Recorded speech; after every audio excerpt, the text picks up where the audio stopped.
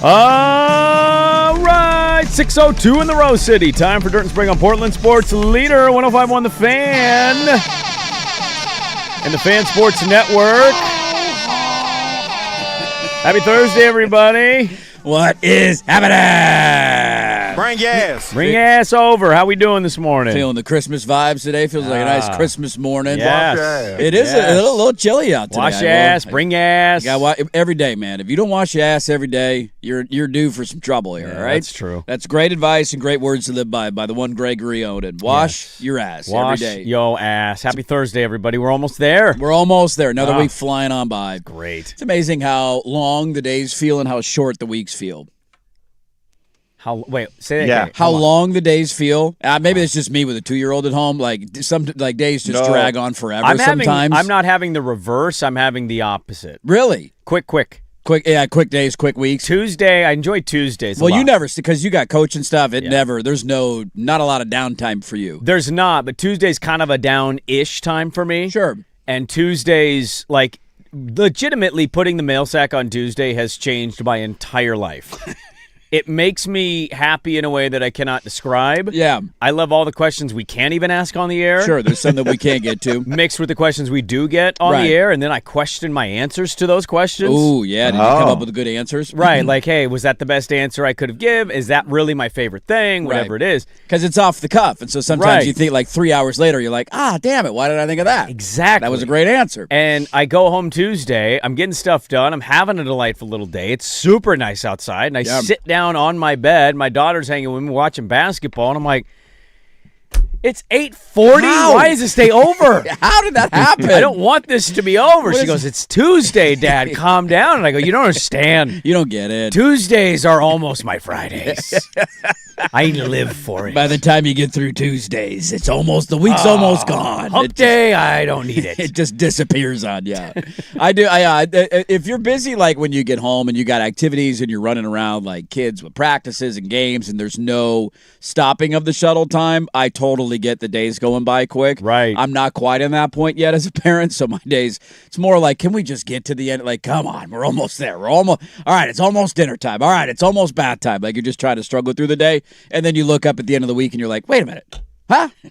That's funny. It's already Friday? You are where I was over a decade ago. Yeah. That is so funny to hear out loud. Middle of the day. It's just God, it's only 3 o'clock. It's about to restart for No, you too. We're not picking that up right now. No, we're not going to do that right now. Please put that down. Please don't grab that. Please. God, we are living two different lives, man. We really Every are. day, all day. It doesn't stop. And then I do have that feeling, though, sometimes at the end of the day where, he goes to bed and then you're finally, free to watch the things you want to watch. And the hockey was great. The basketball was great last night. Yeah. And then I have that thought laying around watching the end of the games dude, it's 8:45. What happened? We have, I don't mean to get out of our conversation because I'm enjoying it. We have a weird thing that I'm seeing on our YouTube page because we're live. Oh, yeah. We look like cell phone bars. And I don't know why the camera is set up this way, but Dirt is easily the highest. I mean, I am the tallest one on the show, so it's accurate. Thank you, Swagard. Is second because it's just so zoomed up. Yeah, it's so zoomed in. It's nipples up to Swag. If you have any sort of acne on your face, you're screwed. There's you're done. That camera's an inch away from your face. Yeah. Yeah. Lowercase, Steven. Yeah. Oh, I hope you guys don't have pimples, man. Use that face medicine. Wash your face every day. Mine is so zoomed out that I look tiny. I look like Jimmy Carter sitting next to Joe Biden. You do like a miniature Look person. at me. Look at me on the YouTube page. You're like a miniature doll. I look tiny. Swag looks like he'd eat me with his head. He would. Old fat Swag would take Swag, you down should 2 lean bites. towards the camera, looking like you're going to try to bite my head. It looks crazy. I don't know who messes with those every day, but somehow we come in every day and the cameras are just a little bit different. Everything's in a different. Every day.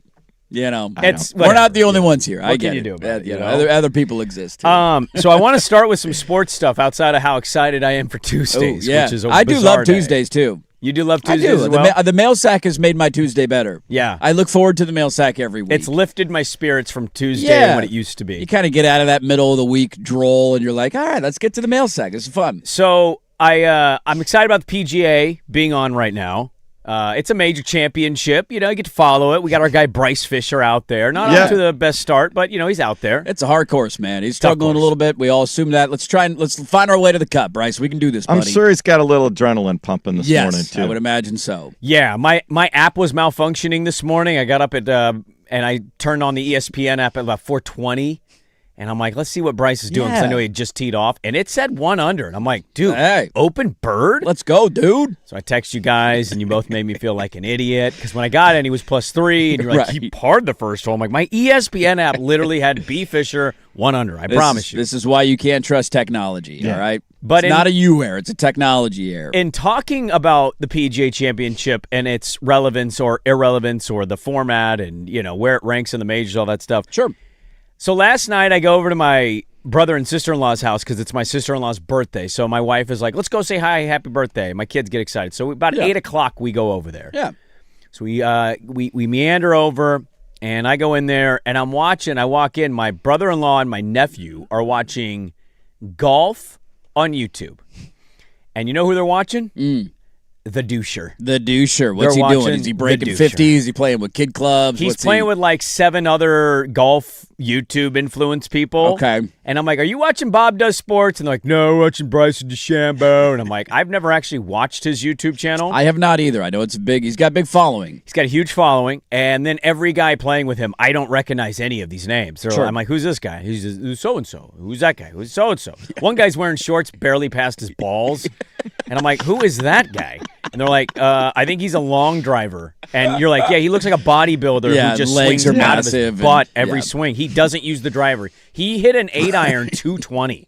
I'm like, this is ridiculous. Jesus, dude. But I'm watching this, and they're harness that power, use it for good. Tin Cup stuff right there. He was far and away of the golf I watched, the worst player of the group. He could just hit the ball a long ways. Just goes far, but it was fading, or he was yanking. Like, it wasn't good. His putts were terrible. Right. But I'm watching this, and, I'm somewhat in on YouTube golf. Sometimes I watch it, and other times I'm like, why does anybody watch this? We make fun of children who watch children play toys on YouTube. This is the male adult equivalent. Yes, or watching people play video games on YouTube instead of playing video games. You could just go play yourself. Exactly. Isn't that more enjoyable, just to do it yourself? That's how it feels. That's how it feels to me.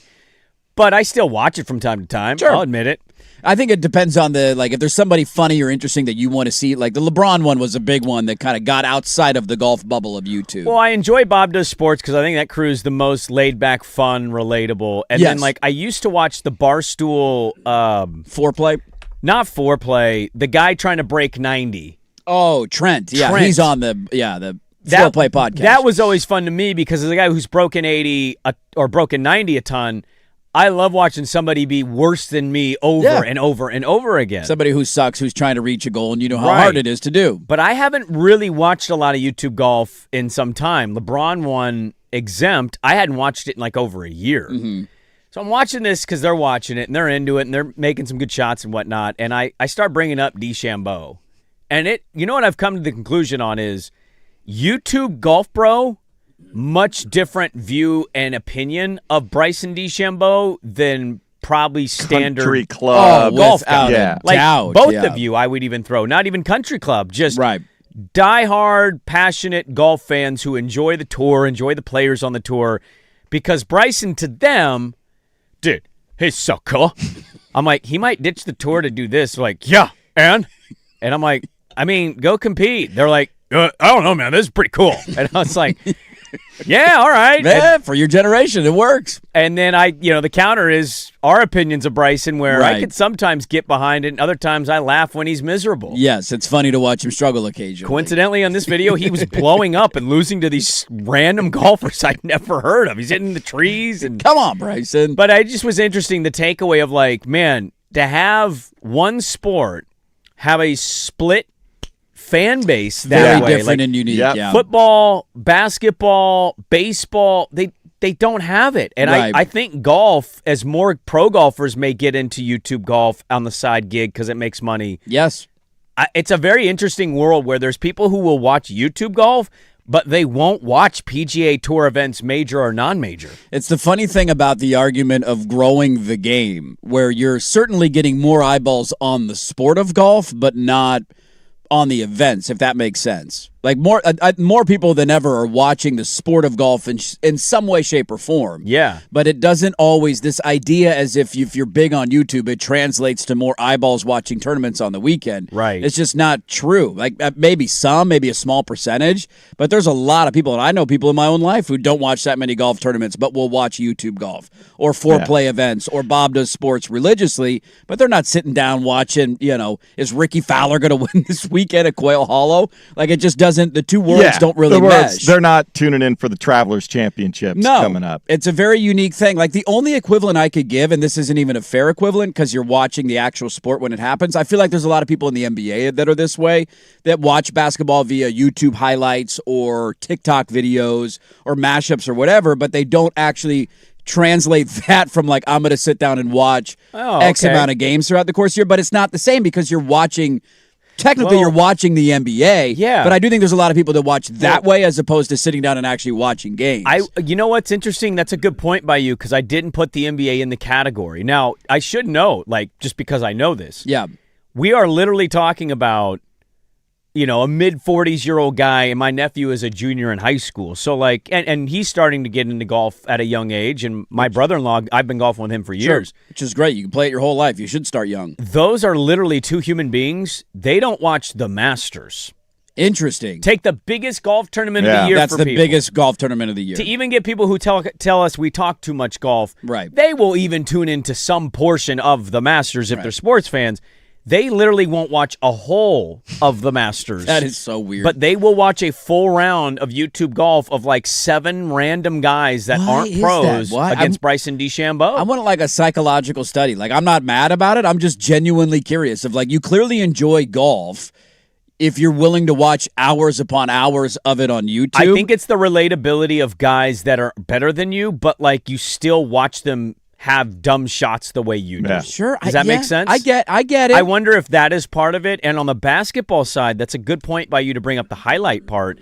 That might be why kids of, let's call it 8 to 18. The 10-year little window there. Sure. I bet you that's why some of those kids, when you ask them their favorite players in the association, it's Paul George, it's Shaden Sharp, it's because highlight guys. They're eating the highlights up. It's the step back, the ball, it's the dunk on. What's the ball in Charlotte? LaMelo. Oh, LaMelo. Yeah, he's a very huge popular fan one. favorite for those generations. Right. Because he throws cool passes on. Yes. It's like Jason Williams for us back in the day. Which they're trying to resurface now, like White Chocolate was him. And it's like, he had some moments, there's he no was a doubt. good player, sure. But they got substantially better when Mike Bibby came in for him. He was a more all-around guard that wasn't just throwing behind-the-back passes. But those highlights on a fast break were badass, were they not? Like, and we ate it up. It was like the And One mixtape era of our generation. Now it happens in the NBA. Well, I'm curious, like, if basketball has this a little bit, but golf is really hitting. But again, it's different, though, because at least you're watching, like, you're not watching Grant Horvat. You're watching Steph Curry highlights. Guy was one of the guys. He's one of the big I'd never YouTube heard of him guys. Before. He gets exemptions. He plays in random tournaments from time to time. Beautiful swing. Yeah, it's so smooth. It's a fascinating thing for me of, like, you have the bones of a game where you could try and pursue you're clearly making like a career golfer, in this. The way he plays. Yeah, and he shows up, he'll play events from time to time. It's like, if you're that good, wouldn't you want to, like... So he is like a borderline pro golfer? He's played in PGA Tour. I don't know if PGA Tour sanctioned events or if it's Korn Ferry events, but he's Why doesn't he pursue it? I don't get it. He's making a lot of money on YouTube golf, so maybe he's just happy doing money that. Hungry. But it's just interesting to me if you were that close to the cusp of being able to do it, wouldn't you, like, the Bob Does Sports guys you get, because none of them are pros. They suck, and their things are like, let's eat 15 donuts in 15 holes and see who throws up first. And it's funny and it's entertaining. Like, it's a very different brand than watching a guy go out there and shoot 73 on a good course. It's when people use the competitive killer gene argument stuff in basketball. LeChoke doesn't have it. Yeah, I sometimes despise the sentiment, but what I would say on it is, so if I was to take that guy, what's his name, Grant Horvat? Grant Horvat, yeah. If you take a guy like Grant Horvat who could be playing on the Korn Ferry or maybe even making it as a very end of the line PGA guy, my personality type, I cannot understand why you wouldn't pursue it. Now, you can tell me, Sprague, he makes $7 million a year on YouTube. And I would say, That's great. That is life-changing money. There's nothing wrong with anybody wanting to get the bag. But I, as a competitive person, I would want to compete against the best to see if I can be the best. Give it a full go, and if it doesn't work, then you can always go back to YouTube right. golf. I can bail after 2 years if it's not working out and just be the YouTube golf guy who's exceptionally good. But I can't relate to that. You might not grit your teeth like Michael Jordan, but if you're going to compete for 23 years, I know you are a killer who is competitive. Yes. Versus you can compete on a certain level with certain golfers, and you're choosing to hit with a guy wearing boxer briefs on the course. The only thing I wonder about that is because he probably, if he's played in a tournament or something, the lifestyle, especially in an individual sport like tennis players and golfers. Is your iPad on? Like, is the volume my audio might be on. Sorry. I was like, what? Is my laptop? Oh, yeah, that was on me. Okay. Hand up. That was me. From. My ESPN's not working on the TV. I got to get it on the iPad. I'm struggling over here. But, yeah, that lifestyle of week to week, traveling by yourself, being away from family, that's a grind. Yeah. And that I understand. If he's like, if I can get a sponsor exemption here and there, playing a tournament, say I did it, but do this on the side, a lifestyle sort of thing. Who would that you be? I get. If I told you were buttery smooth swing guy who's pretty good and you could cut it on the Corn Ferry and maybe get yourself to the PGA, who are you? Are you give it up and do YouTube and once in a blue moon do a tournament guy, or are you going for it? I'm you guys know me. I would be out there competing if I could, if I had a chance to make the Champions Tour at this point. To me, it's the equivalent of, Sprague, you have two options here. You can play in the G League once a year in a game and maybe score 16 points. And then on the side, you just go home and you go into a barn and you hit between your legs shots with a drone. You do a dude perfect thing or something. Or you can grind it out for a season on the G League and maybe get the call up to be a two-way guy for a couple months. I am taking the secondary option. Get a cup of coffee in the NBA, even if it's for 2 weeks. Can I do it? Can I really do it? If I just everything else put aside. Wouldn't you regret it later in life if you didn't do it? Like you would look back 20 years from now and say, like, God, I never really fully fulfilled that. I never really chased that dream down. Exactly. And it's just, it would be the equivalent. I'll go back to the And One stuff because And One mixtapes were big when we were kids. Huge. And we knew the names. It was like a rare thing where there was almost a similar level of celebrity from non-NBA players to NBA players. I would argue, not to interrupt you, I'll just speak on my experience. At Park Rose, when I was there in the early 2000s, I would argue And One mixtape tour impacted basketball culture more than the NBA did. I don't think you're wrong. It was that big of a deal. You had players, certainly. Sure. You had Kobe's and AIs. Yes. You knew the names of the N1 players. The NBA players were showing up to the N1 mixtape tours. Right, to watch them. Do like, glorified Harlem Globetrotter stuff. It would be the equivalent of one of those guys legitimately having the ability to play in the NBA, but because they were making good money on N1, choosing not to do it. Because you can always go back to N1. That's my whole thing. You can always go back and do it. It's a very unique thing, man, that exists in the golf world where the bubble in the tent is bigger than it's ever been. But the eyeballs are very spread out, and it's not all translating to, hey, let's watch the PGA Tour this weekend. It's very unique. Can I ask you a quick YouTube question? Fire away. Since we're on YouTube. Yes, we are. We are YouTube stars, don't you know? Do you think you would be good on camera being filmed during a golf round? Because part of that is you have to get to be on. There's a character element to it. You turn it on while you're trying to play good golf. Yeah, if you're in one of those we're just having fun, let's try and shotgun a beer every 3 holes. If I'm doing that level of YouTube golf. But you also have this, you want to be the best known golfer of the group on the YouTube. So if you're not shotgunning the beer guy. Right. I've been around you when you've had some good rounds, some great rounds. I don't think I would be if it was like a legitimate let's play lowest score possible, I don't think I would be that entertaining. Because you're not a Debbie Downer, and you get, I can tell when you're pissed off, but it's very quiet in nature. Yeah. And you would just not talk a lot. Yeah, you're focused. You're in your own head. You're battling your own demons every shot. You either love me or hate me on the golf. If I'm blowing up, you're like, God, I hate this guy. He sucks. And I would have mad. to do. That's why the Bob Dove Sports one is the most relatable to me, because if I were to do something, it would they do scrambles. It's not just your ball every shot, and there's always some sort of fun challenge, and you're just laughing the entire time. I certainly can do those rounds of golf, and I have a lot of fun doing them. Right. But if it's your own ball, nah, dude, I'm grinding over this thing, man. I'm in the trees here. You're not getting a joke out of me on 3. I just missed the fairway. I got to find a way back in. The funny thing about that is you would be the best golfer, but you would go to YouTube comments every single episode so and see how boring. many people hate you, and you're like, I just shot a 76. Put a little respect on my name, would you? Yeah, the Sprague guy, though, he shot a 97. Man, Jumping up and down after a bladed he chip. was fun. Throwing a club. Everybody loves him, man. He's got no decorum out there. You love it. Yeah, you're right. Fix your divots, all right? You're right. All right, we got a lot to get to today. It's going to be a fun show. Dirt and Sprague on a Magic Hat Thursday. We get it going next on 105.1 The Fan.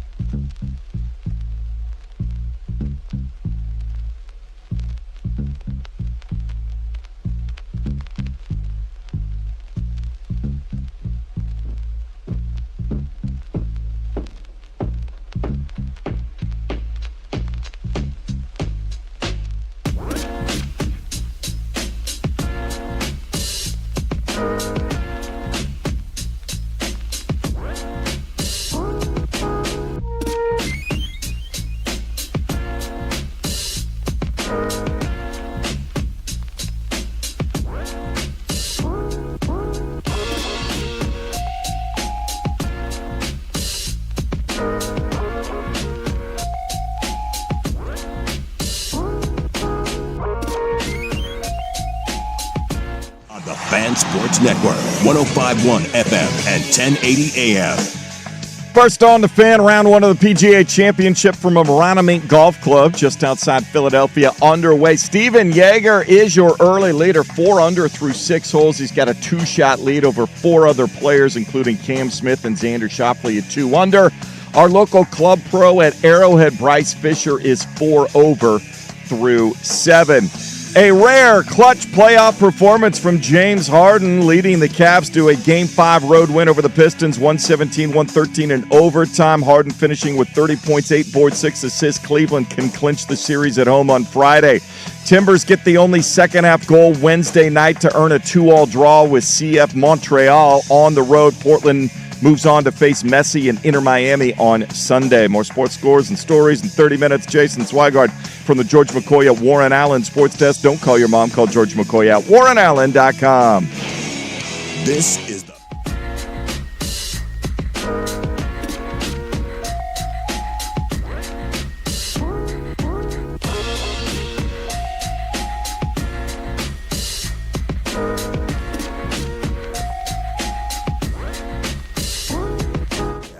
Fan. All right, welcome back in. Good morning. Happy Thursday, everybody. Hope your Thursday's going all right out there. Got Dirt playing around with an iPad. Got the PGA Championship on the television. Trying to watch some golf, man. Don't make it so hard for me. Just put it on TV. It's a delightful little Thursday start here on the radio program.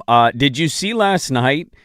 It didn't happen until the very, very end. Did you see last night Lisa Salter interview James Harden in the postgame? I missed the postgame interview. Yeah, she interviewed James Harden because, James Harden had a fine game. He didn't shoot efficiently, but he had a fine game. It was a very modern NBA James Harden game. He had 31 points, and if you look at the box score, you think, hey, that's not bad. He made 8 shots.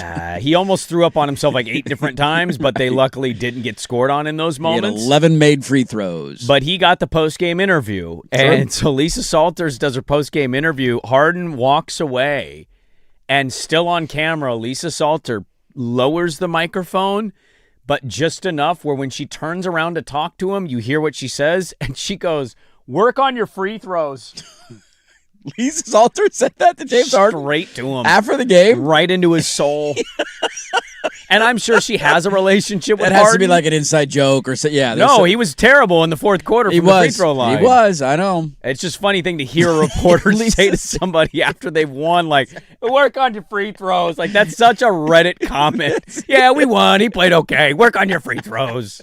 I love the level of honesty there in that moment. I missed that because I had the 2 screens going on at the same time, and I think the audio was on the other game for the walk. So I saw the walk-off interview, but I just didn't hear it. Yeah. So there was no audio. Good for Lisa Salters, man. James Harden. I love the turnaround of the opinion on James Harden after that game, where he makes 11 free throws, I think, on the night, goes for 31. So naturally, 20 points that he scores on 8 field goals. He's not very efficient. I think he was 8 of 21? He was 8 of 21, 8 3 of 21, of 10 from 3. 3 of 10 from 3. Yeah. Like, that's not a very good efficient shooting It's night. 6 turnovers. But they win the game because Detroit doesn't have anybody other than Cade Cunningham with a pulse offensively, and nobody to get him a bucket when they need one. Just double team Cade and get the ball out of his hands, and nobody else could shoot. They find a way to win as what should be a favorite in that scenario. And James Harden, he's exercised his demons in the postseason now. Do it in the Eastern Conference Finals. Yes. They had to play Paul Reed at the end there for Detroit over Duren. They did. I don't know what you do if you're Detroit here. This is one of those, I think largely your opinion on the younger up-and-coming teams is accurate, but I also don't want a blanket statement it for everybody. I'm with you on if this. OKC losing 2 years Yes. ago, you're like, dude, you got all these assets. Let's run it back for another year. You felt close. San Antonio, if they lose in the conference finals or shockingly lose to Minnesota twice. You run it back. You run it back like Yeah. you're fine. You're going to be okay. Detroit is not that.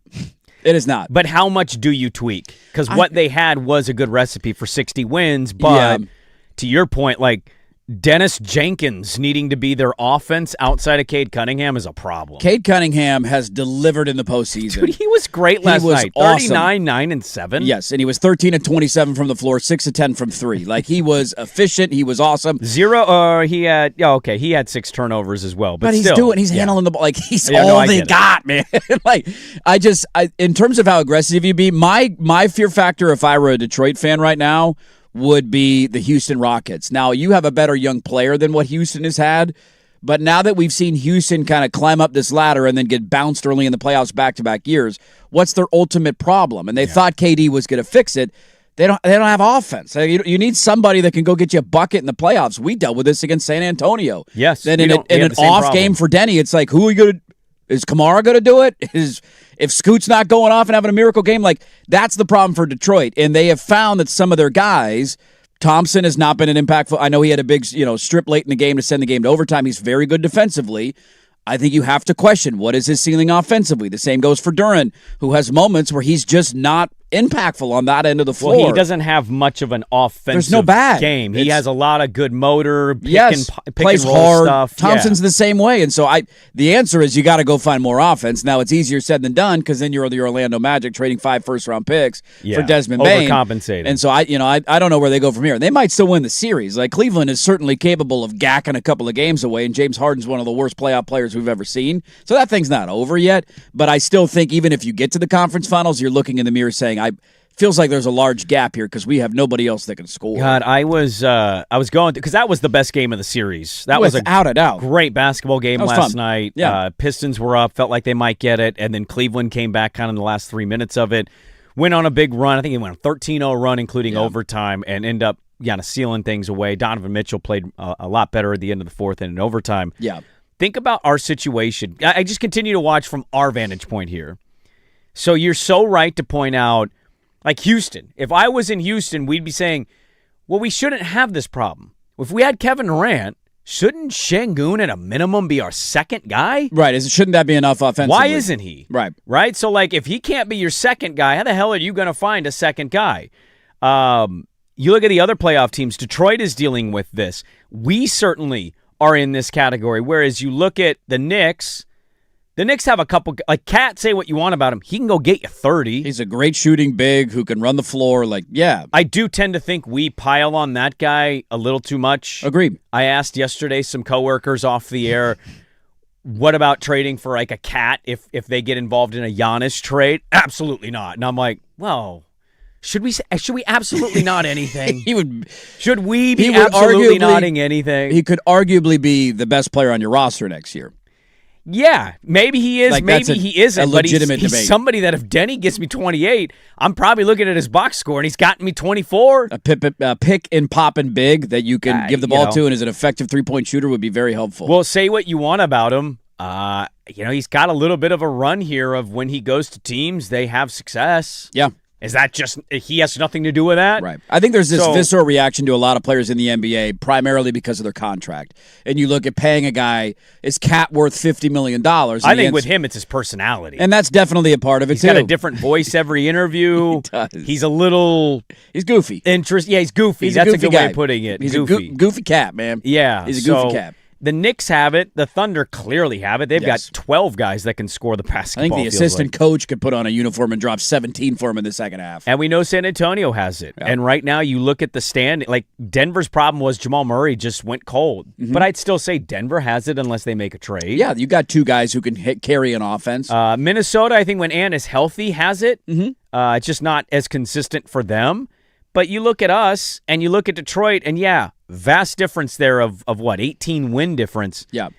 They're dealing with the same issues. Same problem. They don't have a secondary score, and I think the hardest thing in the league right now, it used to be we just need like a 6'7", 6'9" wing. Like that was always a default thing. You'd be like, need a 3-and-D guy. The whole league does.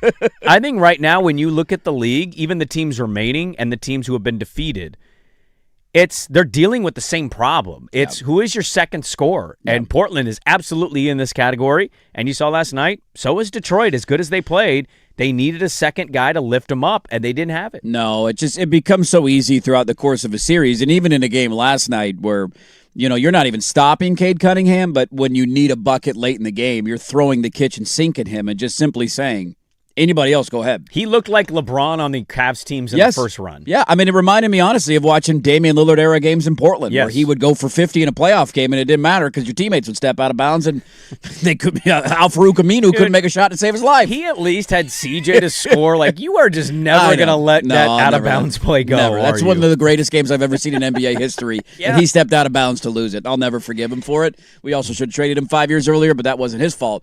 But it reminded me of those kind of teams, and it's an easier said than done problem to fix because your options are who's available in free agency and what are the chances that guy's signing in Detroit that puts you over the top.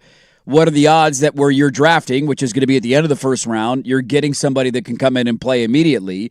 Or option 3 is you have to get aggressive and you're a little desperate and there's a team out there that says, fine, we'll trade you our guy, but we want a king's ransom for him. And then you're essentially mortgaging your future to go get that player, putting all the eggs in that basket. And if it doesn't fully work or one other piece falls off or you lose, like it's a very slippery slope from going from, hey, we feel like we're on the brink of contention to, wait a minute, how did we go from a 1 seed to a 4 seed and now we're losing in the first round of the playoffs? Do you think teams, I'm kind of curious about this with the second apron, do you think NBA teams that are in these categories we're talking about, Houston's, the Detroit's, us, do you think they're going to get weird this summer, or do you think they're going to largely run? That's a good question. Stuff back, because what we're identifying here is not just something that's laying around the whole league. No, like there's just a go lot find of a guy that can teams. drop 25 a night. Yeah, there's and acquire him. Teams struggling with the secondary score. Like, who's the secondary scorer for the Clippers? It's supposed to be Mathurin, I think, but he's Garland. Yeah, I guess. Yeah. But you don't feel great when you comp that to Kawhi. No, not at all. He Maybe- wasn't a good secondary scorer for Donovan Mitchell. That was part of the reason they made the trade in Cleveland. Yeah, and maybe Garland will be more healthy next year and get it together. It but could be, yeah. there's a lot of teams looking for this thing. And I don't know how aggressive. Are they all going to be aggressive and try to find it? Or are some teams, is Detroit going to look at this and say, dude, second round this year, 60 wins, 1 seed, that's a great year. Run it back and see if so-and-so can develop, or is it be aggressive and go make the trade? I think it's interesting, too, when you look at the guys who will be available, because to the point on Cat earlier in the segment, I don't know if he's available or not. I don't either. But it leads to no matter who you're going after, likely in that conversation, there's going to be some negativity. I don't know what There's the word gonna would be be, but blowback to it. Like Anthony Davis is one of these guys. Yeah, Anthony absolutely. Davis is capable of carrying an offense and being a number 2 scorer. But he he's going to doesn't stay play healthy, enough. and he makes Right. $60 million a year. Exactly. John Morant can be a very good player when on the floor. Right. He can be a guy who can create for everybody around him. Is that the risk you want to take? So it's funny that almost every single one of those guys has a little bit of baggage to him, and you wonder, it's a big risk because they could get hurt. The contract's too big. It screws up your finances, and it's a gamble you got to see if you can take. Patience or aggressiveness, I think, is an interesting point in the NBA right now. Cleveland gets the road win. They look to close out the Pistons in Game 6 in Cleveland. Dirt and Sprague, we're back with more at 6:39 on Portland Sports Leader 105.1 The Fan.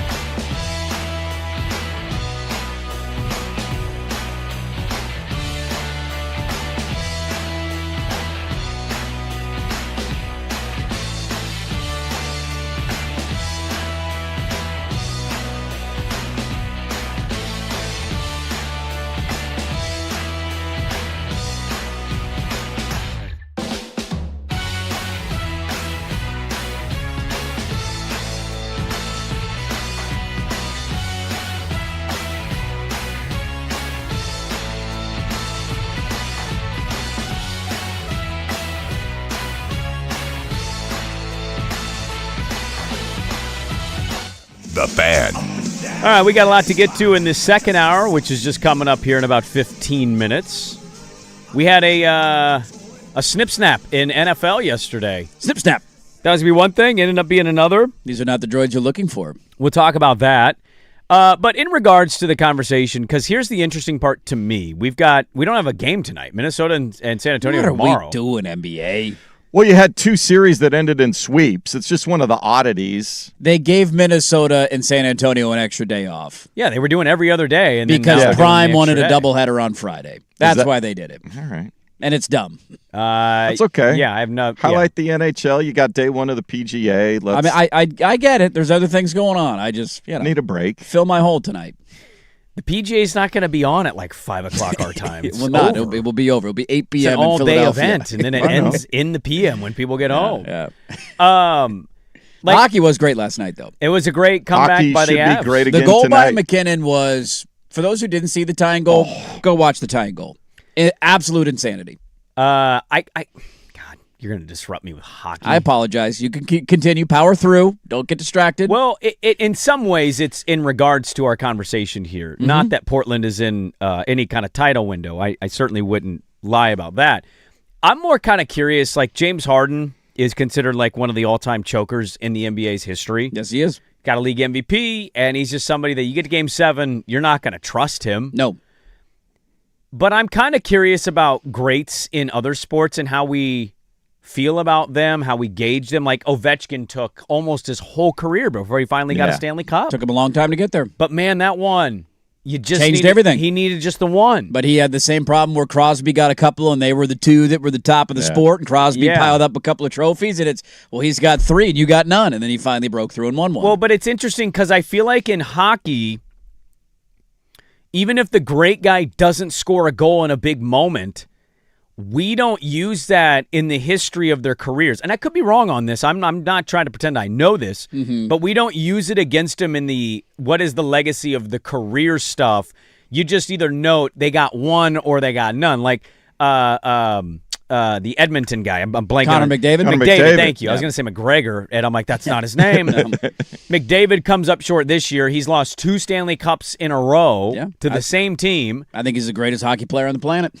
Right, but Nate McKinnon might get his second Stanley Cup. Very well could. And you just noted the game-tying goal he had in the final minutes of that game. 90 seconds to go. It was the size of a, I don't even know how. Oh, it was a roof. Maybe the size of your cell phone. Yeah, roof like daddy. It was a roof daddy. The ultimate roof daddy goal with 90 seconds to tie the The game. ultimate roof daddy goal by Nate McKinnon. Roof daddy! Oh, look at that! And even non-fans were making that, Abs fans were making that noise. But, like, we don't do this to those guys. This sport specifically, we do it to them, but the NFL, we do it a little bit, but we don't really do it all that much. Quarterbacks primarily. quarterbacks. No other position gets it. We don't ever use it in like a wide receiver debate. Like if you're one of the greatest, offensive guards of all time, Right. But you never won a ring. You never Randy won a Moss. ring. How many rings does Randy Moss have? Right.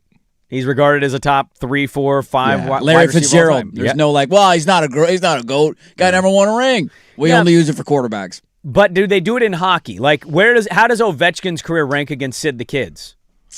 Because he's broken records that people didn't think he'd break. It's a fun conversation to have because would you rather have more trophies or a record that people didn't think would get broken? There's not a single fan breathing that says, give me the records. I live to watch my I team also win the think those championship. sports recognize how much of a team concept it truly is. Why does basketball not get that? It's only 5 guys. I know. Even the best player on the team Yeah. scores 30 points. Most of these games are getting to the 1 to the 110s. I mean, look at Cade Cunningham literally last night. He was unbelievable. That's 80 points. You But need the somebody else NBA to has score. always marketed itself based on its stars. But marketing more is not than- the same as people who have played the sport No, I know. and watched it. If Yeah. you have a brain, you know one guy can lift you, but can't single-handedly win you the championship. And that's where I think we lost the plot, going all the way back to the MJ conversation, as if he did this single-handedly, and Scottie Pippen and Horace Grant and Dennis Exactly. Rodman and Steve Kerr and Or tag-alongs. Then none of them had anything to do with it. And Michael Jordan never won a playoff series without Scottie Pippen. No, he did not. Not after he left the Bulls and not before right. Scottie was a Bull. Exactly. And LeBron so- James just won the first round with Rui Hachimura, Luke Kennard, and Marcus Smart. Yeah, against who a was team on that of all first 20 Cavs team? Boobie It's one Gibson of the worst teams and of all time. Yeah, it's horrible, but he carried him to a final. J.R. Smith and It's an interesting question because I think part of it is fair, part of it is also unfair. I think to this point of basketball, we just have this romanticized nature of other guys winning, and if you don't live up to a certain standard as the star player, we hold it against you and act like it's your fault. But it also is the one sport where I think we could all agree like the star player probably has the most control over the outcome of the game. Will we agree with that? Not over. Is it over quarterback? I don't think so over because you're not quarterback. playing half of the time. Like if your defense gets up 40 points, there's nothing you could do. Yeah. You're not on the field playing defense. He scored 41. You can try to do that, but it's hard to do in the NFL. I tend like to believe hockey it is the in same NBA. way, where you can have a big impact. You play both ways. You could score a goal You or can score a two, goal, but yeah. if you got a bad goaltender, dude, doesn't Yep. matter. You could go 4 for 4 as Shohei Ohtani, but if your pitcher gives up 7 runs, The baseball stuff is right? the It's most. just like it doesn't matter. So that's Or the your one thing where. your third line keeps taking penalties, Right, and you're on the penalty kill the all whole night. game, and it's like I scored 2 goals and not an assist, but we lost 4-2. What happened here? Like, so that's the one thing where you definitely need help in the NBA, but I also feel like you still have the most control. Yeah. And it's not always your fault if your team loses. That's not the argument. Harden's just unique because he's been so historically bad. He has. I think it's one thing to parcel through Cade Cunningham's game last night. yeah. He is not the reason the Detroit Pistons lost the game. Okay. So let's use that. Yeah. Cade Cunningham, I thought was awesome last night. Almost had a triple-double and nearly 40 points. He hit some really big shots too late he to did. keep them completely drowning. They gave up a big run and the Cavs came back.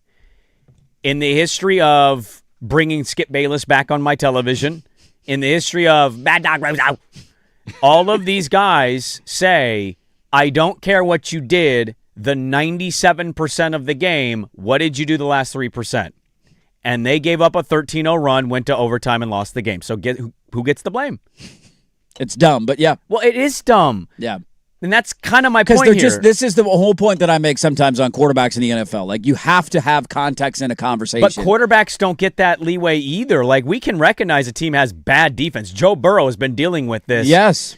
But he's not making the playoffs. You know who is? Josh Allen. Give me Josh Allen all day over Joe Burrow. And I'm like, you're splitting hairs? Right. I don't know who's better. Right. Whose team? I'm such a big team guy. If you switch the teams, the quarterbacks on the teams, is the outcome of the teams different? Well, I don't know. Josh Allen uses his legs a little more. He's a little does. more durable. He does. Yeah, he's not missing seasons to a candy-ass ACL tear.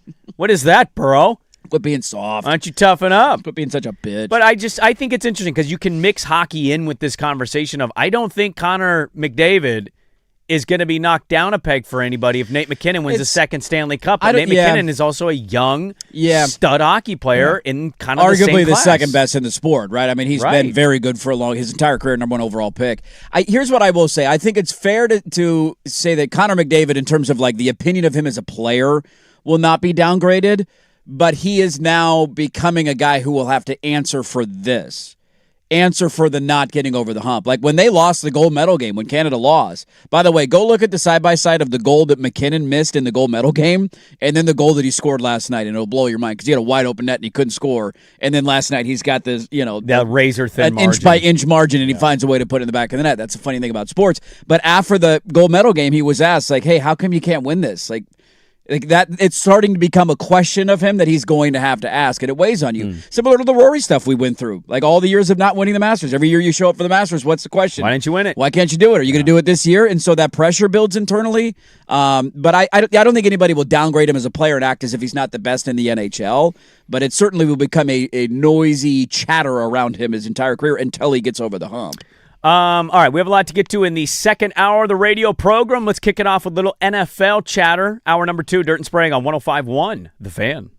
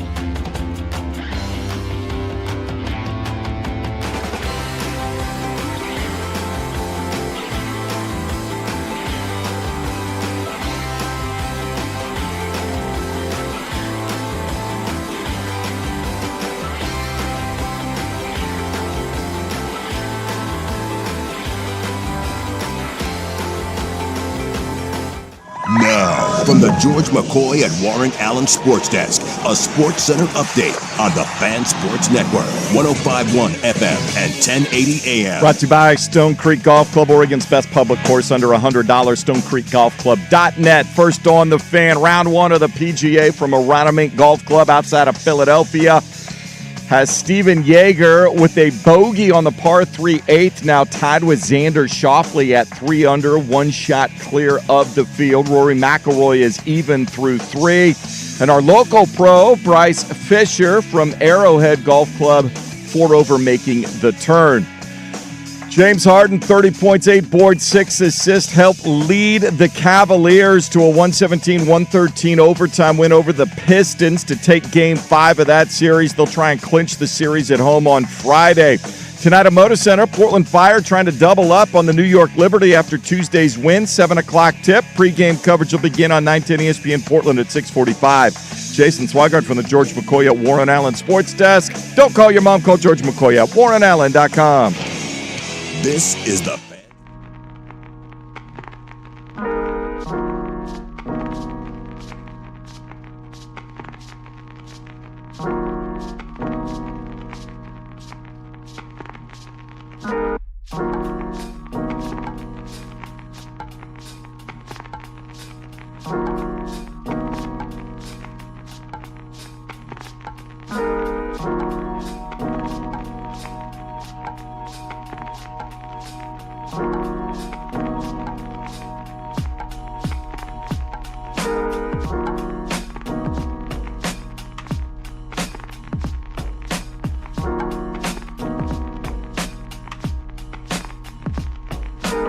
Hey, welcome back in. Hour number 2, Dirt and Sprague here on 105.1 The Fan and the Fan Sports Network.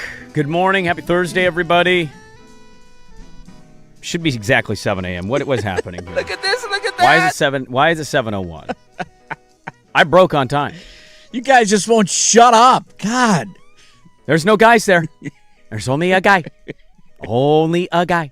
I do think we have longer opens right now. Thanks to our wonderful friends. Yeah, at dude, Farms. seriously. Like, I don't need the laundry list of stepdad issues in my life in an open. Just say the golf sponsorship. You don't got any and move daddy on. issues? You're not dealing with daddy issues over there? No, I'm surprisingly not. You're mad at your dad. You're not mad at me. I'm actually stunned I don't deal with more dad issues. Yeah, based on the stories I hear, I'm shocked that that's not a bigger part of your life. Maybe it's a subconscious thing, and I deal with it in other ways that I'm not aware of. Very But well could be. I'm stunned it doesn't impact my life more.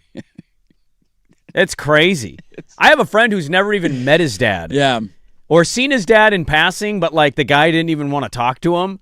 So that was the only time he's ever seen him in his whole life. Totally normal person who's a great dad. It's fun. Isn't that funny how some people have the DNA? I don't know if DNA even is the right thing, but like the mental makeup to not have that impact your life. And it doesn't mean you're weak if it does. I don't know how I would have handled that. Not knowing your dad, not growing up with your dad, and like not.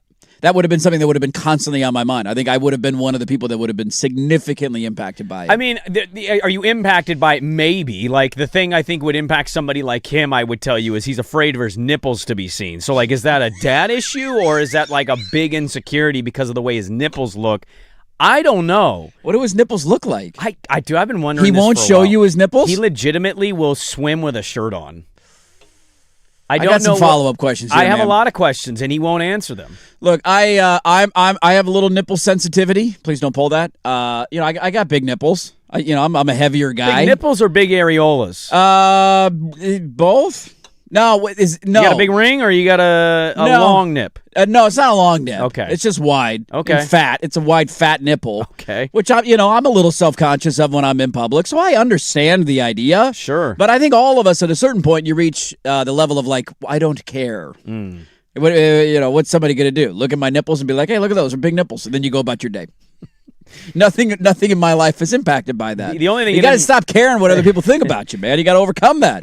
Let those nipples out, buddy. It only impacts you if your friends are constantly like grabbing them, making like Fokker jokes, milk me mommy jokes, Jim Carrey in the elevator. Is he? Let me ask personal questions. Yeah. Is he with somebody? He's married. He's married? Married a long time. Married a long time. What do we care about anymore? I've actually asked her, like, why is he so weird about his Does nipples? he take his shirt off in front of his wife? I'm assuming he has to. It'd be really odd if you never did. Does he sleep with a shirt on every day? How do you shower live? with a shirt on? You can't live around your wife unless you've been naked around your wife. Fornicating with your wife with a shirt on? It's impossible. I got a lot of follow-up questions, man. We need this guy to come on the show anonymously and talk about his nipples. I don't think he wants to get blur on his the voice. air. We'll blur his face, blur his voice. Let's ask some nipple questions to this guy. Hey, so why are you so insecure about your nipples?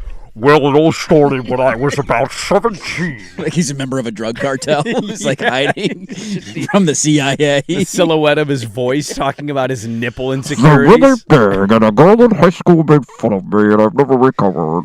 I'd say the only insecurity I have in that regard is like I have a really deep belly button. And I don't feel like it used to You be get that self-conscious about your belly button? No, I don't If get. No, I'm not self-conscious about it. But like Yeah. the closest thing I get to it To that level. is probably the depth of my belly button. We're talking like, can I go skydiving into that thing? Can I cave diving? Maybe a quarter of your finger disappears. Oh, that's a deep hole. That's a deep hole. You got a deep hole over Got there. to clean out that lint trap. Yeah, a lot of every stuff single gets day. in there. It fills up pretty quick, I'd Oh, there's imagine. no doubt about it. Yeah, that's the benefit of being an Audi. You look weird. Nothing going in there though. Yeah. I think I'd feel a little more insecure about an Audi than my deep. I tend to agree with Deep you. one. I tend to agree with you. But you know, I I'd don't rather have one, a deep so. hole than an Audi. But you're not cleaning out lint from an Audi. Right. People aren't like, why is your belly button so deep? What's going on in there? I don't know, man. I designed it that way. You got some What do you dryer want me lint? to say here? They you know what was it? My dad wasn't there to cut the umbilical cord, okay? If he would have been there to properly cut it, maybe it wouldn't be so deep. See, now you got daddy issues. Came full circle in that segment.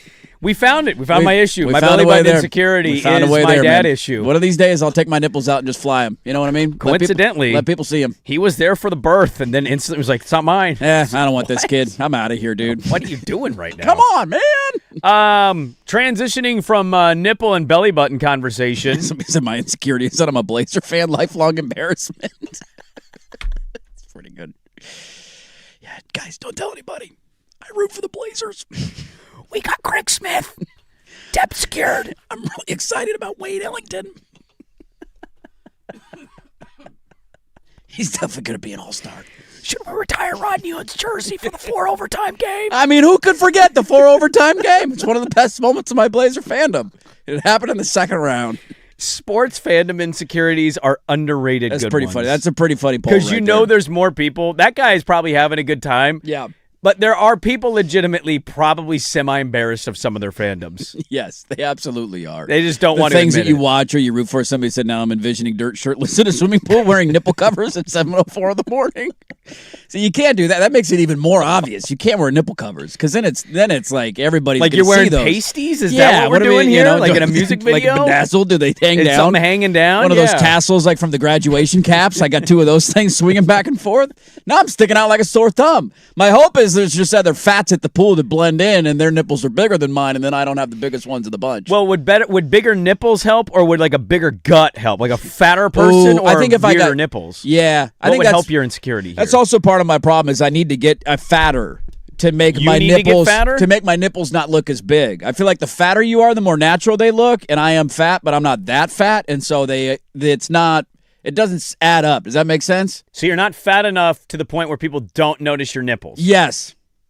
If I get fatter, they'll be like, it's just a fat guy over there. They I don't won't think say I anything. don't think you should try to get fatter. I think that should not be the goal. I'm not actively trying. We're just heading in that direction. It's not a I wake up every day with the goal of how do I make myself fatter. It's an end product. It'd be really funny if by the end of the second pregnancy, your wife leans in and goes, "Look, I love you for you, but We you need put to on get you." some weight during this pregnancy." Hey. I'm just trying to be a good partner here, okay? You want to eat a pint of ice cream tonight? Let's eat a pint of ice cream tonight, okay? Nobody talks about the struggles we go through in pregnancy. Okay, the 12 pounds I'm going to gain. Yeah. I don't have a baby in here that's going to get born. This stuff's not coming right Are you off. stress eating now Yes, because I'm the stress second kid's eating. going to ruin your life? How are we going to even afford more? this? What are we going to do? This is going to be crazy. You want to eat a pint of ice cream?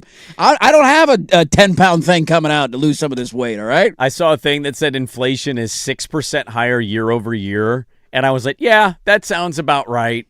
because they had to readjust it because shocking the number was lower than it should have been. Right. But I started laughing because I'm like, I bet you if Dirt even found out he had a girl, it would be the most tomboyish girl of all time because he is just hand-me-down Teddy Ballgame clothes. We're not getting any new clothes here. We don't need Sheila. anything. You're fine. 2 years, nobody can tell the difference, all right?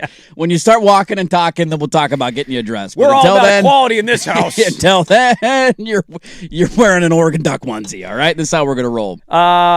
Devon Achane got paid. Yes, he did. Nice pivot. How about that?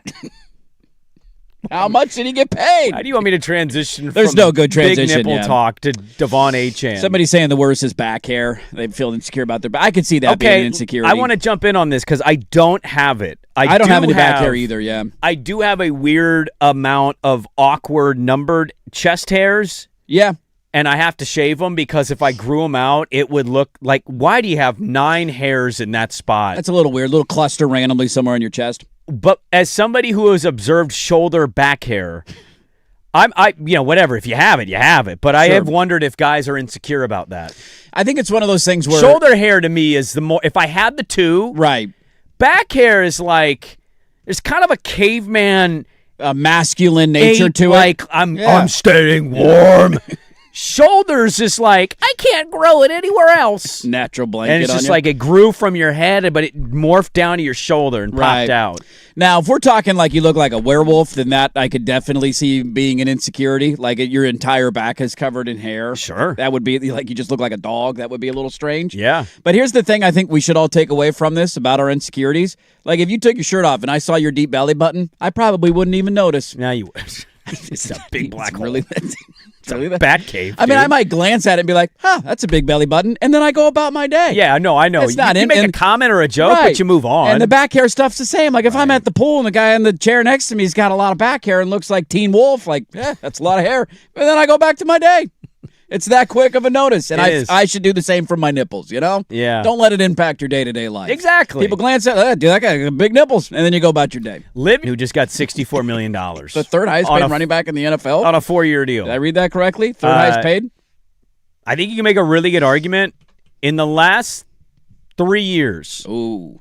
Let's debate a Miami Now, Dolphin he's not guy Barkley, he's not McCaffrey, he's not Henry. No. But I think you can make a good point that he's like flown completely under the radar of one of the top producing running backs in the National Football League. 3 years in the league. He's been effective every year in the league. He's a good, a multi-dimensional back. He can catch balls out of the backfield. He's one of the fastest guys in the NFL. Finally had a breakout, fully breakout, 1,000-yard season this year. He's been a touchdown machine every year he's been in the league. He almost had 1,000 the year prior, 907, 800 the year before that. Yep. Since he left San Francisco and went to Miami, he's been a really good running back. His yard per carry average, too, has been really good every year he's been in the NFL. He's been a big home run hitter and all that. So I got no issues. I also think, too, this goes back to kind of the conversation we were having about blame going to certain guys and whatnot. Like, the running back spot is unique in the NFL. Like, if you're in a good offense with good pieces around you, your ability to perform at a high level will be increased, if that makes sense. And, like, they've had really bad court. Like, last year, him going for 1,300 yards, when Tua got benched, he was so bad, he was almost unplayable. And then they turned to Quinn Ewers. Like, if I'm a defensive coordinator going into game plan against Miami, what am I thinking? All you're gearing up for is him. Just don't let Achane go off. Yeah. Like, that's where Derrick Henry, who is phenomenal, and he's been so good his entire career. Like, they had no Hill either. Right. There's there's a Lamar Jackson aspect of it of like, hey, all right, you still got to worry about Lamar Jackson. Oh, and then here comes 280 pounds downhill at you. It's not easy to do. And Shanahan and his offense and all the weapons they have in San Francisco for McCaffrey. So not to say that one's necessarily better than the other, but yeah, if you're Miami, you're clearly going to start over at quarterback, and you hope that you can give that guy some help. Achane's going to help that, and I got no issue with the deal. I mean, I just think because where Henry is in his career might be kind of the back end of it. Yes. Him and McCaffrey both are on McCaffrey, the amount sunset of of their careers. I mean, now, is it 1 more year, 2 more years? Who knows? But they're clearly winding down. If I told you McCaffrey gets hurt next year because he had over 400 touches, like you're not going to be like, oh, this is shot. Like I was a Niner fan. I was preparing for it last year because he came in with calf stuff, and I'm like, ah. And then he stayed healthy and he had an amazing season. Barkley didn't have quite the season he wanted the year prior, but 2 years ago he's dominant. Little fall off. He's now above Breece Hall. Yeah, I can't be mad at that. No, I got no Should he issue make with more that. money than Breece Hall? Yeah, sure. I don't. Whatever. Yeah. Breece Hall and him. You can make an argument for either. I don't really care. So yeah, I thought that was just good business. It's $32 million guaranteed. Yeah, it's not that much. And NFL, they're in a rebuilding phase, too. It's not like they have all this money dedicated to the quarterback. Right. And I think, too, there's this idea that you could just go find running backs on the scrap heap. And that's certainly true for some guys. To a certain extent. He was kind of one of these in San Francisco. Yeah, before he went with McDaniel. Right. I just think for him, for when you find a guy and he's young, too, you're still early in your career. He is only 24 years old. You're going to turn 25 in October. He's going to be all right for another 3 years where you're giving him a decent amount of guaranteed money. So some guys, you kind of roll your eyes at the idea of paying them ooh, that seems like a lot of money. That seems like a roll of the dice. I don't feel that way here. I keep saying San Francisco. I don't know. You're really confusing me. I'm wondering, I'm confusing him with somebody else. Yeah. Mostert went. He was in San Francisco. He was drafted, and you kept saying that, and I thought to myself, and I kept looking at his. I didn't want to correct you because you follow the Niners closer than me, and I'm like, you should have. Did they draft him and then trade him? I'm really confused right now. No, you should have. Yeah, he was drafted in Miami. He's played all 3 years in Miami. He's played 3 years. I had him confused with Mostert, but he's been really productive. 800, 900, and then 1350. And Mostert was been there. He was their 1-2 punch there for a while because he followed McDaniel. That's what it was. I had the Mostert San Francisco to Miami thing, and then I put that on Achane. But Achane's been, I think, pretty good. But he gets the 4-year deal. We got butt cracked by Mike Wilbon, or we did. Do you want to believe my theory? Oh, you got a conspiracy? I have a little bit of an NFL conspiracy here. Okay. Because Mike Wilbon over a week ago went on ESPN and just nonchalantly said the Bears are starting week 1 in the West against Seattle. Oh, and he backed it up on PTI yesterday. Oh, he said it again. He again reiterated. He was talking about the Bears. Yeah, they got to go out to Seattle week 1 or whatever. He wasn't specifically refuting, but he still alluded to it. Interesting. Okay, so that's either going to help mine or this is his Devon Achane, and he is confusing the schedule with Raheem Mostert like I just did. I had a theory that because he leaked it and it became a big talking point for NFL diehards, that the NFL tweaked it and switched the Bears-Patriots game. I'll allow the theory. But you telling me he was on PTI yesterday makes me wonder if he's just being old. Yeah, so they were talking about, I don't know what they were talking about with Bears or whatever, but he alluded, he's whoever he knows in the Bears organization, still of the belief that he understands. The better game is the Bears here. Yes. I know that was the Super Bowl, but the better game is the Bears. What is the talking point going to be when that game's about to kick off? The whole talking point is going to be Vrabel Rossini. Unfortunately, it's Vrabel Rossini. That's all we're going to talk about. Yes. If that was the conspiracy theory, I would question the NFL's motives. It's just mine. I get it. Joking. I also wouldn't put it past them of they guard this stuff, tooth and nail, and they don't want stuff to leak. And if you let something leak, they're going to make you pay for it. So I certainly think there's a percentage chance that could have been the case. Maybe it is just Wilbon being old and forgetful, and they are going to Seattle this year, and he just for some reason keeps saying week 1. Yeah. I don't understand why the NFL would do this. Either way, whether it's a conspiracy or not. The Super Bowl rematch? Yeah, why would you want to expose yourself to the Vrabel conversation for weeks leading into that game? Because that's all we're going to talk about. Also, what's it doing to the defending Super Bowl champions? You'll know that if you listen to the show. Yeah. I don't root for any of But all the focus It's incredibly should be unfair on to them. I agree. It's already unfair to make them play on the Wednesday instead of the Thursday, so you're changing up the entire thing. So now Niners and Rams get the Thursday game because you want to play a stupid game in Australia. At least it's week 1. You have no wear and tear at that point. And I'm sure they would say, well, we get extra days off before our next game, so there's a benefit. I get it. We're just used to the traditional Thursday night Super Bowl banner. Yeah. And now all of the attention of that opening night game will be shifted from the defending champs and raising the banner to, hey, this NFL head coach slept with a reporter while she was pregnant. Yeah. I just don't. Why would the NFL want to do that? I don't know why the Patriots for a month on the national TV schedule. I have the same opinion, but I'll say this. Do you think ESPN's really been covering the story? Because people have pointed out they're not. Yeah. They're not, but lots of others are. The general media TMZ, is. Well, TMZ is, but you're not Pro seeing a lot of it. Football Talk is. Well, but then you had a little bit of that with Florio where he's shooting Sims down of hey, don't talk about that. Be careful. The NFL Network ain't. No, they're not. Good Morning Football ain't doing. It's not necessarily just about your providers because that's a fair point. They're not going to talk about it on those shows. But it will be a conversation in the general football world. All of the podcasts. I don't know why that game's not. Is that an NBC game, by the way? Yes. Yeah, they get NBC the gets the season opener. Hand to God, what did Tirico and Collinsworth even say about it? Involved in an off-season scandal and just move right on? That's a good question. I think it also depends what else happens between now and then. Like, any more information? Is there any more? Does he have to go to therapy again? Like, do we get one of those? Therapy is 1 day of Well, therapy. now we have we'll naked see, photos of too. them together. I'm heading back to therapy, everybody. I think the big test will be when we get to training camp, when there's preseason games and all the media is there. Mm-hmm.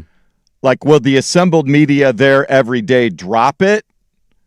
Or will they continue to peck and poke until they force either Variable or the Patriots to, like, will they let them know we're not letting this go? Yeah. We're not satisfied with what information's been provided. But are the beat guys going to do that? Because again, That's my I think question. we're living I in a don't TMZ know. bubble here. I think we as yeah. sports fans are joking about it. We're having fun at their expense. We're following those storylines, but I don't think Brady Henderson's going to walk into that press conference and ask Mike McDonald about dealing with the Mike Vrabel offseason story. Hey, Mike, have you ever slept with a reporter? No, that won't he's certainly happen. not But gonna it'll ask that just be the Patriots. But I don't think they're going to get asked. I think there's they're some going to bury this. I don't. It's not. You're not necessarily I don't wrong. know. I think there's some validity to what you're saying that the partners will essentially try and bury it. I agree with your take, though, of like it's very stupid that you would start the season It's with just them. it comes back to the point of like if you're playing Chicago, you know what's not a conversation Yeah. at all. It's a contender. Are they up and coming? Is Seattle going to show Yes. them? Like Fun young coach who's talking Yes. some trash, got a good young quarterback. Yep. Like it's just a much better game. I was bummed to see it was the Pats. I was Super Bowl too. rematch. I was too. Seattle deserves a great game, and maybe they get one. But I wanted Chicago more than I wanted New England. But according to the NFL schedule makers, it's going to be New England. We have a lot to get to today on a busy little Thursday morning. We'll move on from Devon Achane confusion with Raheem Mostert. $64 million contract, Mike Vrabel, nipple, and belly button talk. On to more important pressing things. Hour number 2 rolls on. Dirt and Sprague, 105.1 The Fan.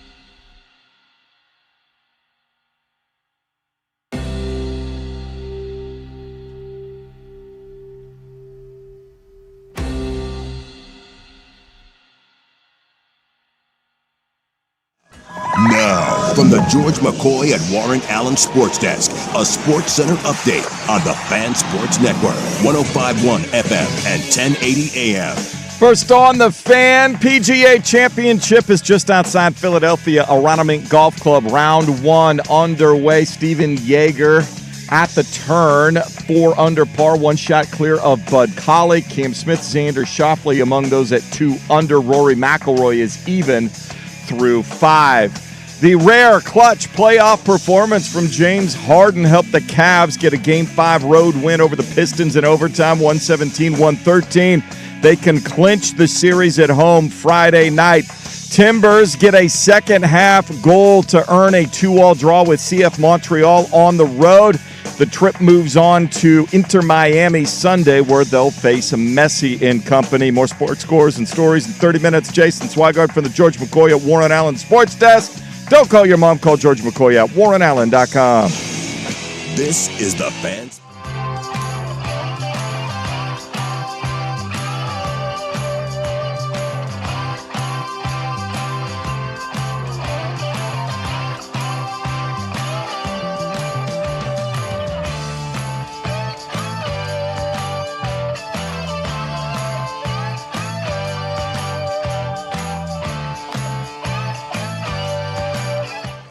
Hey, welcome back in. Daily Ticker Time here on Dirt and Sprague, 105.1 The Fan and the Fan Sports Network. Good morning. Happy Thursday, everybody.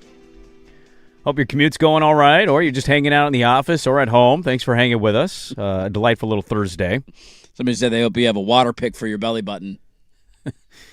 Sometimes I put a Cheeto in it. No, I need that visual. It's a Cheeto on deck. Hey, just in case you need one right there. You ever had Flamin' Hot Lint? I got made fun of that when I was in, did you do a shadow day like middle school to high school? Did you ever do that before you went to high school? It helped because I had a brother who was a junior in high school. I know this is a thing. Yeah. I can't recall that I did. And if I did, then whatever. But I don't remember that day if I did. It helped because I had a brother who was already at Cleveland and he was a junior and so I went to, you could take a day off of middle school when you're in 8th grade to go get a sense of what high school's like. And so I followed him around for the entire day. And I remember being really excited to go to Taco Bell for lunch, like super pumped. Going to like an 8th grader going to Taco Bell for lunch just felt cool. My brother's got subwoofers in the back of his Honda Civic. Like I'm living the dream right now. And this is back in the day when they used to have the were they Mexi Nuggets, little potato bites at Taco Bell. And I was wearing cargo shorts, like just paint the picture for you. Yeah. And I didn't finish my Mexi Nuggets. So you Napoleon Dynamite? I put them in my cargo short pocket. His friends would not stop making fun of me. And I'm like, well, what if I get hungry later? They're right here in my cargo pocket. So you're a couple years younger than me. Was Napoleon Dynamite a thing? I don't believe Napoleon Dynamite had come out yet. So I had to have blown your mind to see in the movie. It's happened to me a couple times. He put it in the pocket. Something that I've done that then gets done in a movie becomes a joke, and I'm like, that was me like 2 years ago, dude. Let's see. This would have been 2000 and... It would be really funny if a writer on that movie went to school with you and knew about this and threw it in as a writer of that movie. Like, dude, I knew a guy in high school. Yeah, because my brother graduated in nuggets in his 04, so it would have been 2003, and Napoleon Dynamite came out in 2004. So that's crazy. I beat Napoleon Dynamite to put the Mexi Nuggets in the pocket. That? I mean, look, sometimes you need a snack later in the day. You get hungry. Tater tots are delightful. They're fantastic. They're the underrated conversation of potatoes. Yes, like a Cajun tot. When you go out to dinner, I'm 100%. If you offer me, do you want fries? Do you want salad? Do you want soup? But one of the options hard to not pick the Cajun tot. A Cajun tot. Yeah. 100% of the time. Yep. It beats the fry. I'm with you there. It's undefeated. So our daily ticker today is going to be us. Hello. We're the ones guest. You want to interview me about Steve Yeager and how bad it would be if he won the PGA Championship? I have no time for a Jaeger bomb. He's currently in the lead right now. Yeah, I don't want to talk about that. There's another guy named Cauley. I don't know who the hell these people are. But you don't know Bo Cauley? I actually don't know. I think it's Bo Cauley. Is it Bo Cauley? So I'm not paying attention. I think it is. It's Bud. Bud? Is it Bud Cauley? It's Bud. I knew it started with a B. That was right. close. At least I got the letter also right. Also, a guy named Aldrich Poltgear. Poltgear? No idea. That's a tough one to pronounce. Yeah. Alex Fitzpatrick winning, though, would be really cool. Because remember, who he talked about a couple weeks ago, Matthew's brother, where he got his tour card when they did the team event at the Zurich Classic in New Orleans. And it was in the golf circles. Here, I'll bring you inside the bubble. Yeah. Very controversial. because it was not a normal PGA Tour event. He did not win it, but because it's what you get for winning, he got a 5-year exemption or whatever. He got qualified in all these different tournaments. And I know you haven't been watching closely the last couple of weeks, but it was when he made it. It was like, really, we're giving this guy a tour card. He's gone, I want to say, 3 straight top 10s on the PGA Tour. He's been in the mix every tournament that he's played, kind of shutting everybody up. He's always been in the shadow of his bigger brother. So that Alex Fitzpatrick winning the PGA Championship would be absolutely bonkers. Our guy Bryce Fisher, give you guys a heads up. We interviewed him yesterday. Local story, great story, good dude. Second to last. He's +5 right now. It's tough. It's tough conditions out there, man. We didn't have a lot of expectations.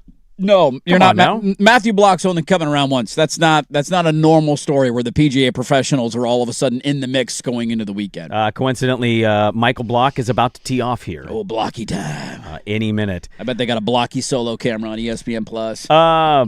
So I want a couple more NFL notes that I want to get to.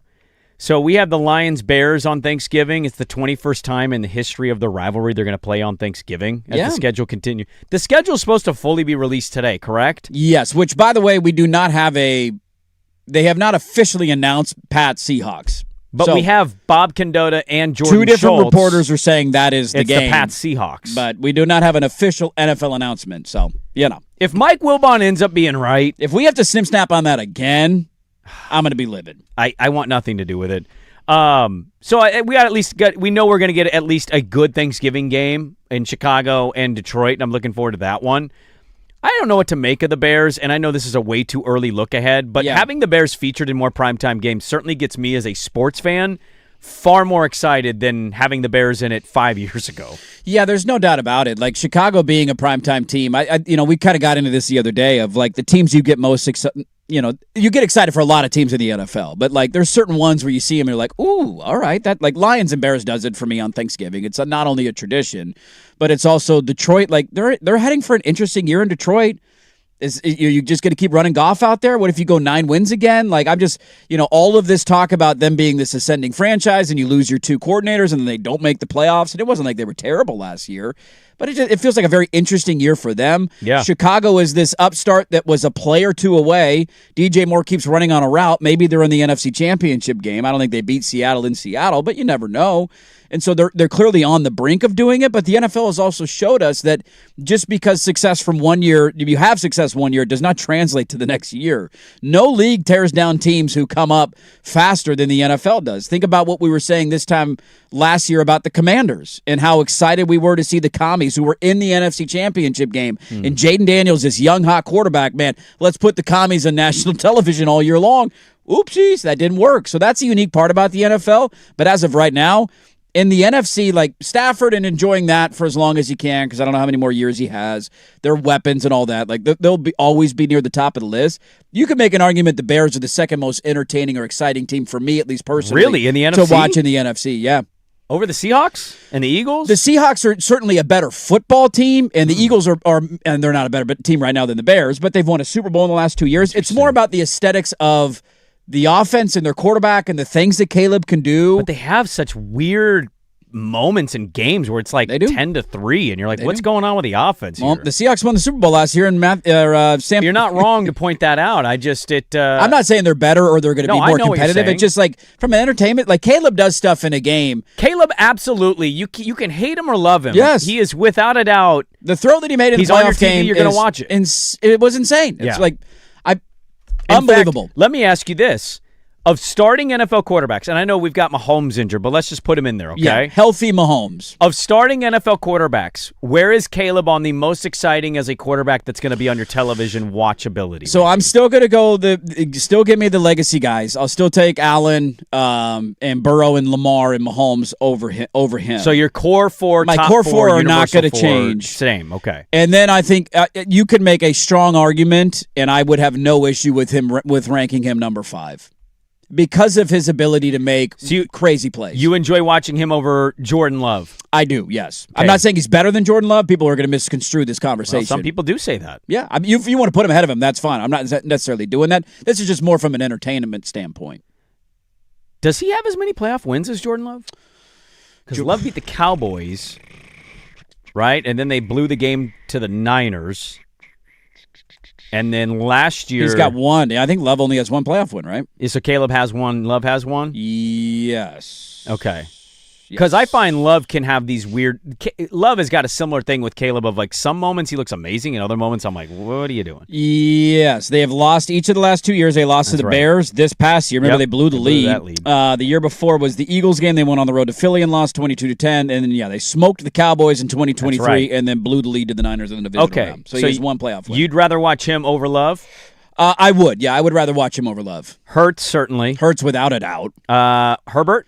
Yeah, I would say Herbert. Yeah, I mean, I'm hopeful for Herbert changing that narrative this year with a new offensive coordinator, but there's an aspect of watching Harbaugh teams that sometimes isn't as entertaining. Baker? Ooh, Baker's a good one. Baker's a feisty little I feel one like to Baker watch. and Caleb are almost identical in that way. Yeah. Like there's just Both a Lincoln wild Riley hair up guys. their nose. They're going to run around. They're going to do something dumb. They're going to miss an easy throw and then make the craziest throw of the game. What about Bo? Bo is similar in that. I think I would take watching Caleb over him. Okay, I'd A agree with slight nudge. Yeah. And I'm not even the biggest Caleb guy. He's got some deficiencies in his game. He's got to get his completion percentage above 60%. Like, there's some non-negotiables of him taking the next step, but he's damn entertaining. I look at it more when I'm getting these game releases out, and we'll get the schedule. And if the Seahawk thing changes during our show, we'll let you know. Like, if it ends up being the Bears, we'll celebrate it because I'd rather have the Bears Seahawks in week one than I also think the Pats. Pats are going to fall off this year. Maybe hold me to it because it might not happen. I think the Pats are coming for a crash down. I more look at the stable of quarterbacks in the National Football League that we know will start. Like Cam Ward is a question mark coming in because he didn't have the greatest rookie year, but his coaching situation was the worst. Yeah. And now that's revamped. Got a good offensive mind. CJ Stroud's going to have pressure, right? When's Daniel Jones going to come back, and is he going to come back to what he was? Trevor Lawrence took a big step last year in getting the Jags back to the playoffs. Is he going to follow that up? I'm more curious this year if we have a guy finally step into the rotation of the core four. Yeah, to see who's the next guy that actually is there? Enters the conversation. You could make an argument, certainly, in the last 4 to 5 years, we have shortchanged maybe Stafford in that conversation. I think we absolutely. I mean, he was the MVP of the league. We named the four. We don't name five. That's a really good point. Stafford, and I thought I started with Stafford there, and then or maybe I didn't, but that may have been a Rams point on the Bears. Stafford belongs in, like he was the MVP of the league last year. He's still playing it. You could argue he's better than all those guys last season. I know some of them had good numbers, so it should be a core five. The fight to be in the five is more what I'm kind of curious about too, and who's going to follow it up because you're so right to point out Jaden Daniels, and then. You know, a lot of people are putting the eggs in the Caleb basket. I'm hopeful for it, but I don't know. The year what would have been 3. This would be year 3 for him. Can regress, and teams can figure out on tape. They absolutely can. I think it all is about in the NFL 2 things: can you win an MVP, and can you win at the highest level in the Super Bowl, or get your team to a Super Bowl and carry them there. Yeah. If you can do that, you can enter the conversation. Until you do that, you're not going to enter the conversation. Got a couple local notes I want to get to coming up here with our local sports teams. I'll tell you what they are coming up next. Dirt and Sprague. Don't forget it's a Magic Hat Thursday on 105.1 The Fan.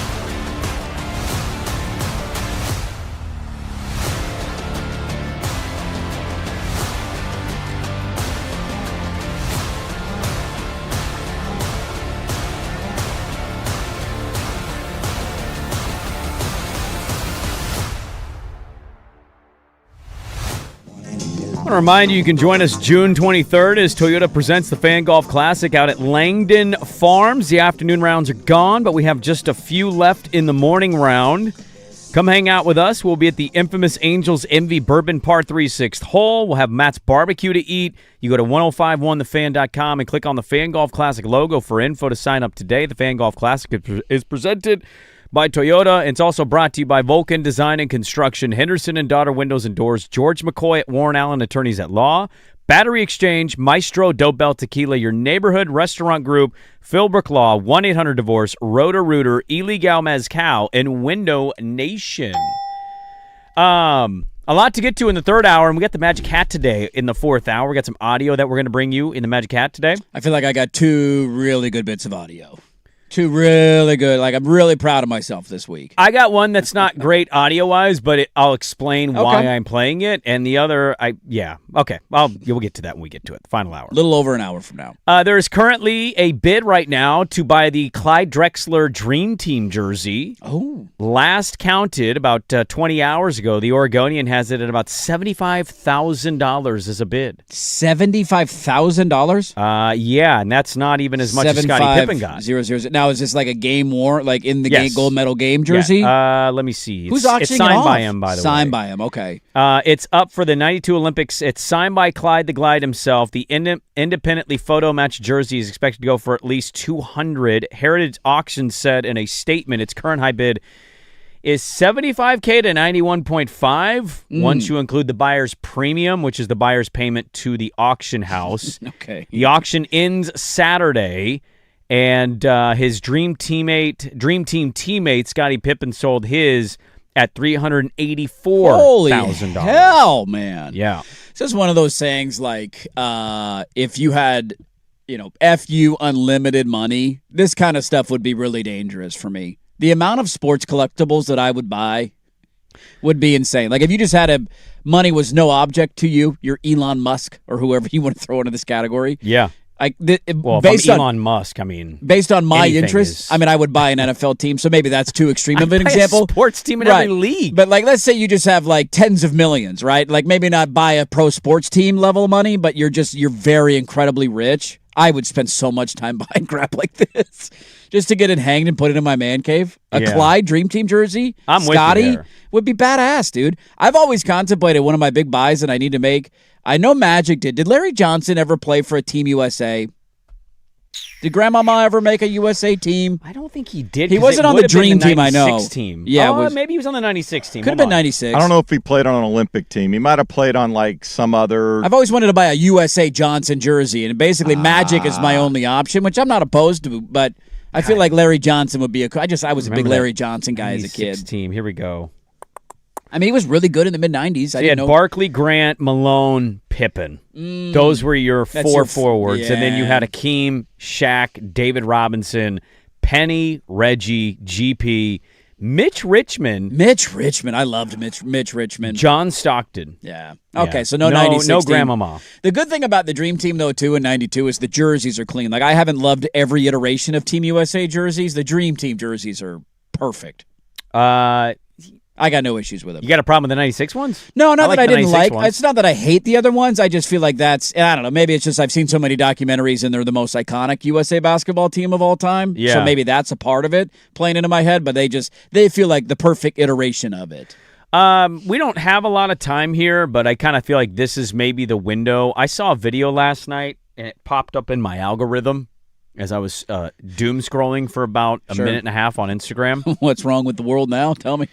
I mean, there's a lot that's wrong with the world, but in keeping it hyper-local, I would say the video that got onto my feed was our good buddy who he made a video, but because he cursed, they had to dub an audio, change the audio to it. Okay. And they did it on purpose. And it was Bill Oram screaming at city council people about the monies for Tom Dundon. Is it an AI-made thing? No. It's really he him. actually went He's at the offices. He's recording himself. He's cursing, and instead of cursing, you can tell he's like dubbed over "shoot." Really? Yeah, I haven't seen that video. Well, it got put out yesterday. Okay. And I just Billy O. We've gotten tweets about it, and I know he's had to come out and write the truths and the myths and the why are people aggregating like this? And we haven't given it a lot of thought and conversation, and I'm not trying to do that here per se. It doesn't feel like the Blazers came off a playoff season. It feels like it's been nonstop 3 straight months of everything awful. Yeah.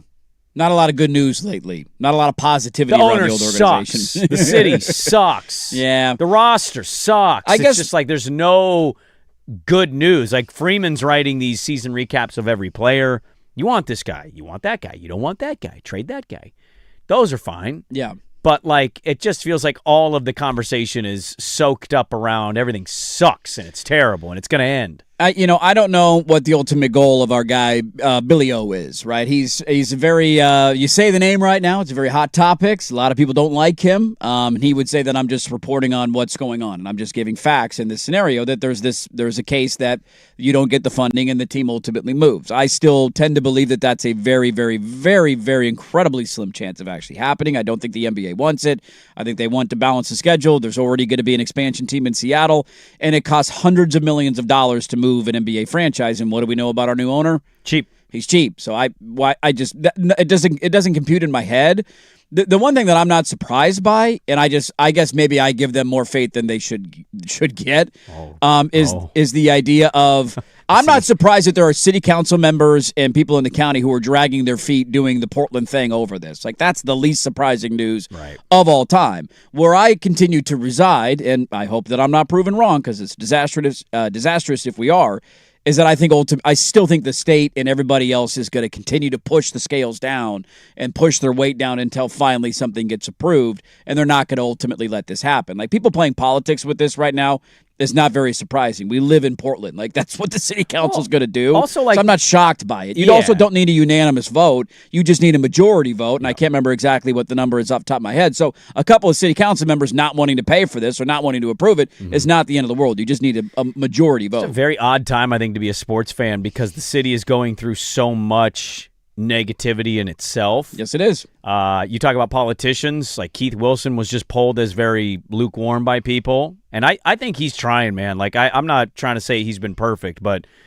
I think talk about a guy who's fully on board with funding the arena. It's the mayor of the city is fully on board. Trying to be on board with businesses coming back and supporting baseball them. And making deals with them. He's on board with almost everything that I think you and I agree with. Sure. But the city council members are like almost a negative polling at this point because of how awful some things are around here. So I understand that aspect of it. I also I know because I see it. Like there's Blazer fans that exist that don't feel like you should be funding billionaire projects. I certainly understand the sentiment and largely agree. The alternative is no team. What happens to the economy locally if you lose the Blazers? But there's an element for me there's an element to me that I'm like, I can't believe that he's not going to do anything. Now, maybe he's toying with I'm not going to spend any on the renovation because I'm going to spend some of my money on the district. If you fix the stadium, I'll do the surrounding area. Yeah, if that happens, then cool. But, there's an element of me that totally gets it, man. It's crazy how much money these organizations cost. And zero? If these council members eventually do get out of the way and it goes from a 20-year lease agreement to a 25-year lease agreement, do we write articles saying, way to posture a little bit and kind of hold a billionaire to a feet to the fire a little bit here? Could be the case. Maybe that's the ultimate goal, is to try and publicize this stuff as much as you can to get a better deal out of him and a longer lease agreement. The lease doesn't run out until 2030, so you still got a couple more years. I understand that they want the funding done now. They want to start the renovations now. Yeah. It's not like they're leaving after next season if there isn't a deal in place. But, yeah, I hope that ends up being the positive outcome of this entire story, is that you get a longer lease and the deal is signed and the funding is approved. So the next positive story we have Blazer-related is going to be... Not the draft, because we don't have a pick. Coaching hire? Coaching hire. There you go. Wait till we hire Mark Jackson. We will yell about that. Hand down, man down. I mean, if your hand's down, your man is down. What? Put your hands up. If we hire Mark Jackson, Mama, the city's going to there goes that man. Dude. Yeah, mama, there goes that team. He's going to be yelling. We might be all out on this team. Nah, I'm all in, dude. That guy created the Splash Brothers, didn't he? Loaded third hour, fourth hour Magic Hat, Dirt and Sprague, 105.1, The Fan. It's time for Who's Stinking It Up. Woo! Do not So go in there. A sports lowlight, ripped from the headlines. We couldn't do diddly poo. Brought to you by Three Mountains Home Services. Schedule your appointment online at threemountainshomservices.com.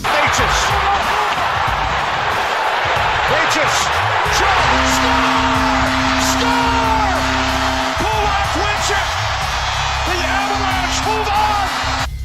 Kenny Albert on the call. That one down 2 goals with 3 and some change left. The Avs come back and get the series winner in overtime. Something about Minnesota sports fans and torture. They go hand in hand. They jumped out all over them in the first period. You're like, oh, my God, Game 6 coming back in Minnesota. Not so fast. So McKinnon was unbelievable. Awesome hockey game last Who's night. stinking it up? Brought to you by Three Mountains Home Services. Having trouble with hard water or lukewarm water or no hot water at all? Call Three Mountains Home Services. Get your tank water heater tuned up for only $49. Save money on bills. Schedule your appointment today online at threemountainshomservices.com. Hey, guys.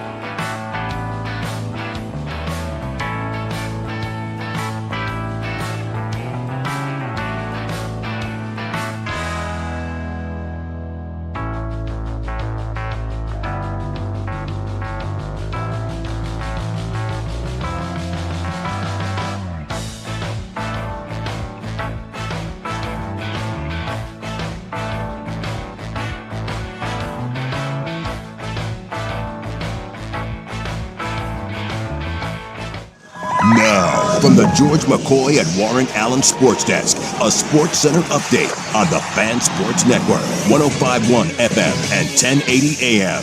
First on the fan, round one of the PGA Championship from Aronimink Golf Club is underway. Steven Yeager continues to lead 4 under through 10, 1 shot clear of Bud Colley and Xander Schauffele. Rory McIlroy is even through 6. And our local club pro, Bryce Fisher from Arrowhead, +5 through 13. James Harden at 30 points, 8 boards, 6 assists, leading the Cavaliers to a 117-113 overtime win over the Pistons in Detroit for Game 5. They can clinch the series at home Friday night. Tonight at Moda Center, the Portland Fire will try and double up the New York Liberty after their win on Tuesday. 7 o'clock tip. We'll have pregame coverage on 910 ESPN Portland beginning at 6:45. I'm Jason Swigard from the George McCoy at Warren Allen Sports Desk. Don't call your mom. Call George McCoy at warrenallen.com. This is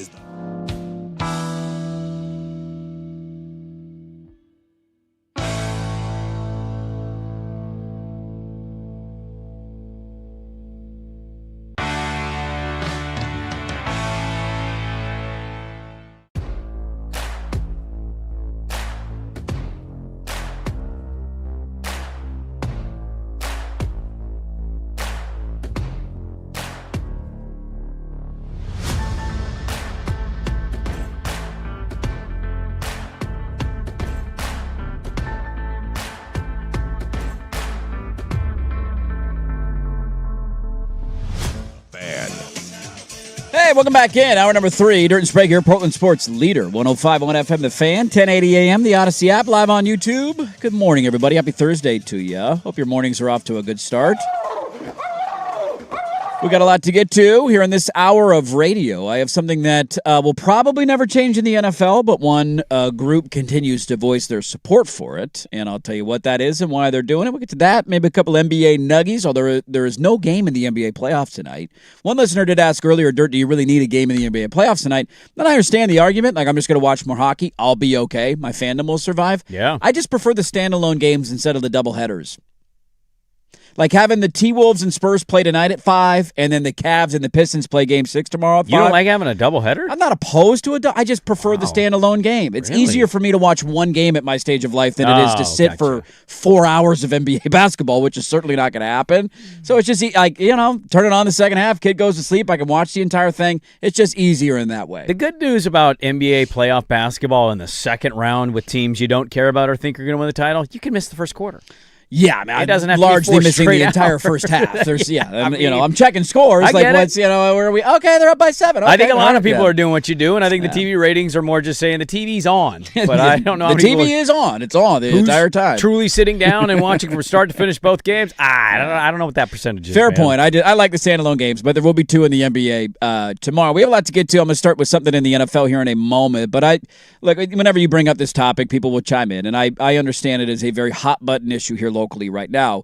We haven't spent a ton of time on it because I think, to your point, and we largely agree on this, of like the conversation's not really changing. It's kind of playing out how we all thought it would play out. It's just yelling more. It's I mean, just that's yelling all it is. about, are they going to vote for it? Are they not going to? Like, there's just not a lot of new information, I guess, in that regard. We also have a few months. Yes, like it doesn't have to be approved by Friday deadline in 2 afternoon. weeks. Yeah, like tomorrow at 2, if you don't do it, the Blazers are going to leave. Yeah. But just wanted to read a couple thoughts on this because I appreciate all opinions that come in. And somebody said, I'm a huge fan, but I'd rather fund schools, roads, and bridges. We need to tell billionaires to pound sand. And I certainly understand that. And then on the other side of it, we got where did this go? The biggest difference is the arena is ours, not his. This is a landlord-tenant type deal. We want him to sign the lease. He needs us to improve the facility. No different than any other landlord and tenant deal. It's just bigger, simply. Yeah. Thoughts coming in on the city council. They have shown time and time again that they are stupid as Yep. look at their body of work. Like, you get a lot of those thoughts that come in. And They're so, easily pulling the worst of everything politically here. without a doubt, dude. Like, I don't care what side of the aisle you're on. You probably hate the city council members and all that. I guess what I would say, and then we can, share a couple more thoughts and we'll move on from it. But I understand the idea on roads and bridges and schools. I agree largely with that sentiment. We're not spending money right now, tax dollar-wise, on the Moda Center. How are our roads, bridges, and schools? Well, we are fixing our bridges. I'll give them credit for that. Our schools are some of the bottom in the country. Right, I got potholes all over the place that don't ever seemingly get filled, and so that's like I agree with the overall sentiment. I also think it's important to look on the alternative side of that opinion and ask yourself, what does it do to the economy, to the city morale, and the general area if that disaster scenario were to play out? What would happen to the surrounding area of the Moda Center? Well, you're San Diego with Qualcomm. Yeah. You have an aging arena that's still going to need a facelift. Are you going to tear it down? No. I mean, yeah. The WNBA team's going to play it. Like, it just... No, they're not going to... You have to think about the alternative aspects to what that ultimately ends up meaning for the city. And so it's a very tricky topic. I get it. It's an odd time right now because I don't know how I saw this, but I stumbled across... where was it? I forget where it was, but Wong, the NVIDIA guy. Jensen Huang. Yeah. He did like a Q&A thing, and he was asked about California's tax code because they're doing the tax code thing on billionaire stuff. And I find, just from a societal standpoint, a very interesting thing right now where Jensen Huang basically talks about how he went to Stanford and him and his wife love California. They chose California. And he goes, I have no problem paying taxes. He goes, I get the bill at the end. It's a pretty big bill, and I pay it. I want America to be a good country. And it's so few and far between with those guys. Like, you get Warren Buffett's. You should be taxing us more. We're literally ripping you guys off. I gladly pay my taxes. And then you get Bezos. You get Howard Schultz. Right. Business here is treating us terrible. I'm moving to Nashville, moving to Florida. And like, I'm not telling you politicians should be doing videos where they're mocking billionaires and really rubbing their noses in it. But I also find it odd, like, oh, you're not business friendly enough. I think there's elements of truth to that in our city, absolutely. It's going on up north right now, too. Everybody's debating. Howard Schultz is taking Starbucks out of Washington. Certainly there are things you should be having conversations about. I also find the defense of multi-billionaire people it's odd behavior to me. It's odd duck behavior. Yeah. You are in no way ever in your life going to sniff that lifestyle, ever. But because you make $115,000 a year, you somehow relate to the business owner that's a multi-billionaire instead of being realistic about, yo, dude, you made $20 billion. Yep. Maybe you should pay $4 billion and be, hey, I have $16 billion here. So I just, it's a weird time. We need to be more friendly to businesses. I certainly agree with that. I appreciate people who are uber rich that are like, yeah, it's $5 billion. It's $6 billion. I'll pay it. And then there's the other side of the coin that's like, I'm going to move to a state who's never going to charge me a thing. And people then in the comments like, yeah, look at you. You're too woke. You're like, yeah, dude, they're rich. We should be taxing these people more. Why is this a hot take? Yeah, it's not a hot take. Yeah, it is. You're right in terms of the complicated nature of the times, and it's just somebody texted in about the city budget twice of what Boston says schools and roads aren't better because local politicians don't want them to be, and people passing things, city council members to tax and bills and all this, and well, they don't use the extra big money issue right now with the voters here. It's a massive issue, man. The biggest issue. I certainly understand all of that, and I guess ultimately my hope resides in the fact of like this is not some like pet project, let's put a tent up for a homeless person. It's not in that category. I think there's significant pressure coming from people at the state level and obviously the mayor who understand the ramifications of this not passing. Who understand that this is especially in the middle of a city that has lost a little bit of its reputation of what it is. This is not an off the radar like we want bridges over a river for otters to be like it's not something unique Portland like that. They're like, why are we spending our money on this? A lot of cities are doing this. This is the idea of the professional sports team in the market staying, and I think it will end anybody who does not vote for it. And I'd have to go back and maybe the answer. I don't remember what happened to all the Seattle politicians when this transpired. The Bennett situation though was drastically different. He owned the building in Oklahoma City. Like, it's completely apples to oranges. Yeah. But I don't remember if there was serious, significant political fallout for the people who allowed it to happen. That's the part of it, though, that I go back to in the back of my mind. This isn't passing some tax hike to pay for, homeless shelters. This is the NBA team in the city would leave, and you are outside then of the political bubble of people who aren't following politics of like, wait, you didn't vote for the funding? Mm-hmm. It would end all of their political careers in my mind. And that's where I come back to. I'm not defending the Portland City Council and the actions that they've had. I think they're incredibly incompetent.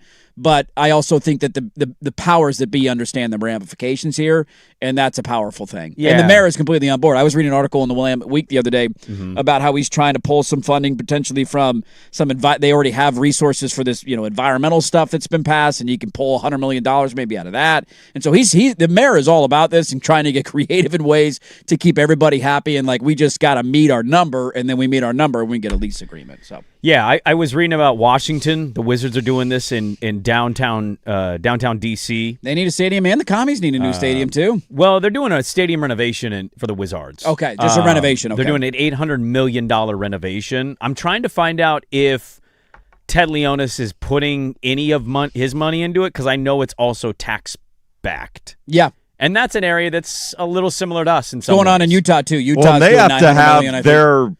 their budget for the district approved by Congress. By Congress, right. That's a unique They got another situation. step in the. Yes, yeah, have fun with that one right now. I guess I'm talking more politically like us. Yeah. Utah, Different. a little different, Right right? to that, yep. But I'm more just looking for comps that are similar to us. And look, I'm no different than anybody else. I got 2 kids. They're in school.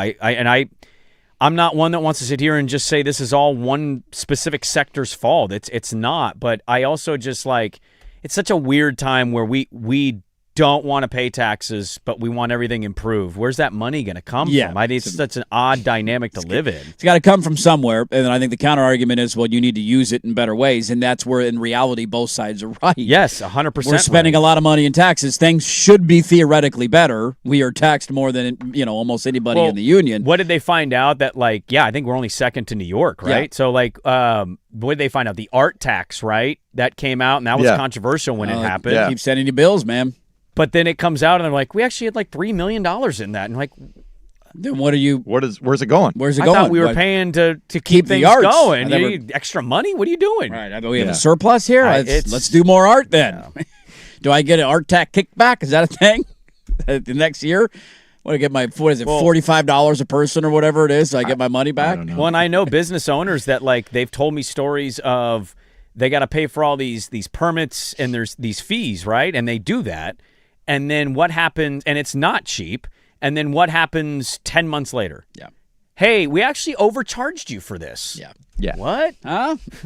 What? That was a lot of money, dude. Yeah. There just need to be more accountability in it. I agree completely with that. We're not going to spend a ton of time on it because, again, there's a long runway here. I understand that there ultimately will become a sense of urgency, and if the story evolves and changes, and you get quotes or people adamantly saying no, I won't vote for it. Right now, the latest step I read was that they're trying to get him to sign NDAs to have the conversations and the debates internally be discreet, which is let's not. I bet run those about- conversations are fun. Yeah, I'm going to break your fingers unless you vote for this. It's like when Chappelle had the skit where he made ladies sign an NDA because he prematurely would end right.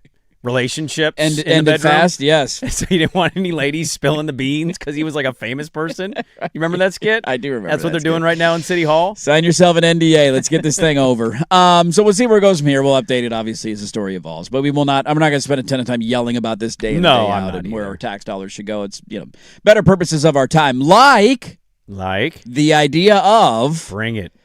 how much attention or credit. Credit's not the right word. Attention, maybe. Stock. That's the word I'm looking for. I love stock. How much stock do you put in the idea of opponent win-loss percentage from a year ago impacting the difficulty of your schedule the following season? How much stock do I put in, liking it be that way, or is it that it actually bears out? You believe in because their opponent winning percentage was X last year, they have a difficult schedule or an easy schedule, and I believe in that. I've talked to you about this for years. I think one of the dumber things we do in football, there's a lot of smart people. A lot of smart people. A lot of dumb people. Football is a complicated game, and if a lot of us didn't play at a very high level, there's nuance to it that we'll never understand. You haven't been there. You don't know. Right. But I think one of the dumbest things that all of the smart people and all of the dumb people partake in is strength of schedule conversations. So you have no utter clue. No clue. Who's going to be good? We all looked at all the teams that had the Commanders not in their division, but on the schedule. Yeah, so that's a tough game. Oh, tough game. Week 8. You they got went Commanders. 5-12. How'd you feel about that by week 8? Not great. I mean, you felt great. We'll play the commies anytime. There's 6 new NFL playoff teams on average every year. What are we doing? Why do we do this? I don't know why we do this. We can count on certain organizations, sure. But in football, nothing's a certainty. So I put no stock in strength of schedule stuff from one year going into the next. Out of the curiosity, it's fun to look back at last year's standings and think about, at this point a year ago, who would we have said was an easy game or an easy opponent and who we would have said was a hard opponent? Commies, great point. Commies at this point last year were like, NFC title game, good luck. You got to go to DC at the end of the year. It's going to be a bloodbath. You think the Patriots are not going to be as good? Prime example of that. I'm trying to think of how many others that we had, though, that were genuinely surprises. Jacksonville winning 13 games, probably one. That was a big surprise. Like, right, you wouldn't have said if Jacksonville was on the schedule at this point last year. Especially if they were on the road. Maybe at home, you're like, okay, you got to travel. Good and bad point? For either way, yeah. Baltimore's a great one. Good. Baltimore was below 500 this year. We thought they would be a contender. The Chiefs were terrible. Chiefs ended up being bad. What about the Broncos? What do we think about the Broncos? Because they were a playoff team 2 years ago. They ended up being better and exceeding expectations from a win-loss standpoint. I'm curious if I don't know if anybody's done this, if you took the projected records based on the Vegas over-under win totals, and then how it comped. Yeah, who ended up? Because the Giants... everybody says the Giants with Harbaugh and some of the additions and what they've done, one of those teams, they should be a much more tougher test than they were based on last year's record. They were 4-13 last year, one of the worst teams in the NFL. This is kind of me like getting away from Denver a little bit because I have a question for you. Okay. How many teams right now in your mind are you labeling in May are true Super Bowl contenders? Ooh, fun game to play. And this is a fun game to play. Because how many are you going to be right on and how many are you going to say, playoff team, but not a Super Bowl And obviously contender. the biggest mystery is the overall health of the team throughout a 17 Yeah, game. you got it. That's obviously the so outlier. if you throw that out. Like Baltimore, if they have Lamar for the majority of the season, I think the season goes differently. Let's play this game. You can say the same for the Commies I have it right here. We'll have an understanding of how the season played out versus the expectation. The over-under number of 11.5 wins last year was the Ravens. Did not hit. Nope. Bills.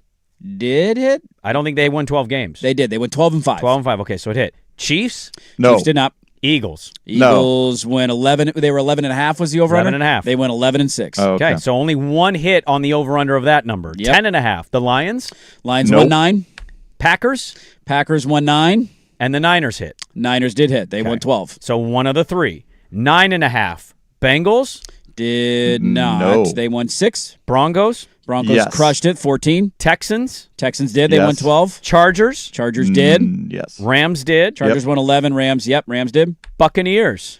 What I think did the they Bucs went 9, they 8 were or 9. 8 and 9. Yeah. So they hit the under. And then Commanders. And the Commies did not. What was the Seahawks over-under? The Seahawks over-under last year was 8.5. That's why the Pats and Seahawks Super Bowl was so unique, because their odds I think from an coming odds into the standpoint, year, it's some of the longest we've ever had in NFL history. So, one team doing it is one thing. Both the conferences having it happen is wild.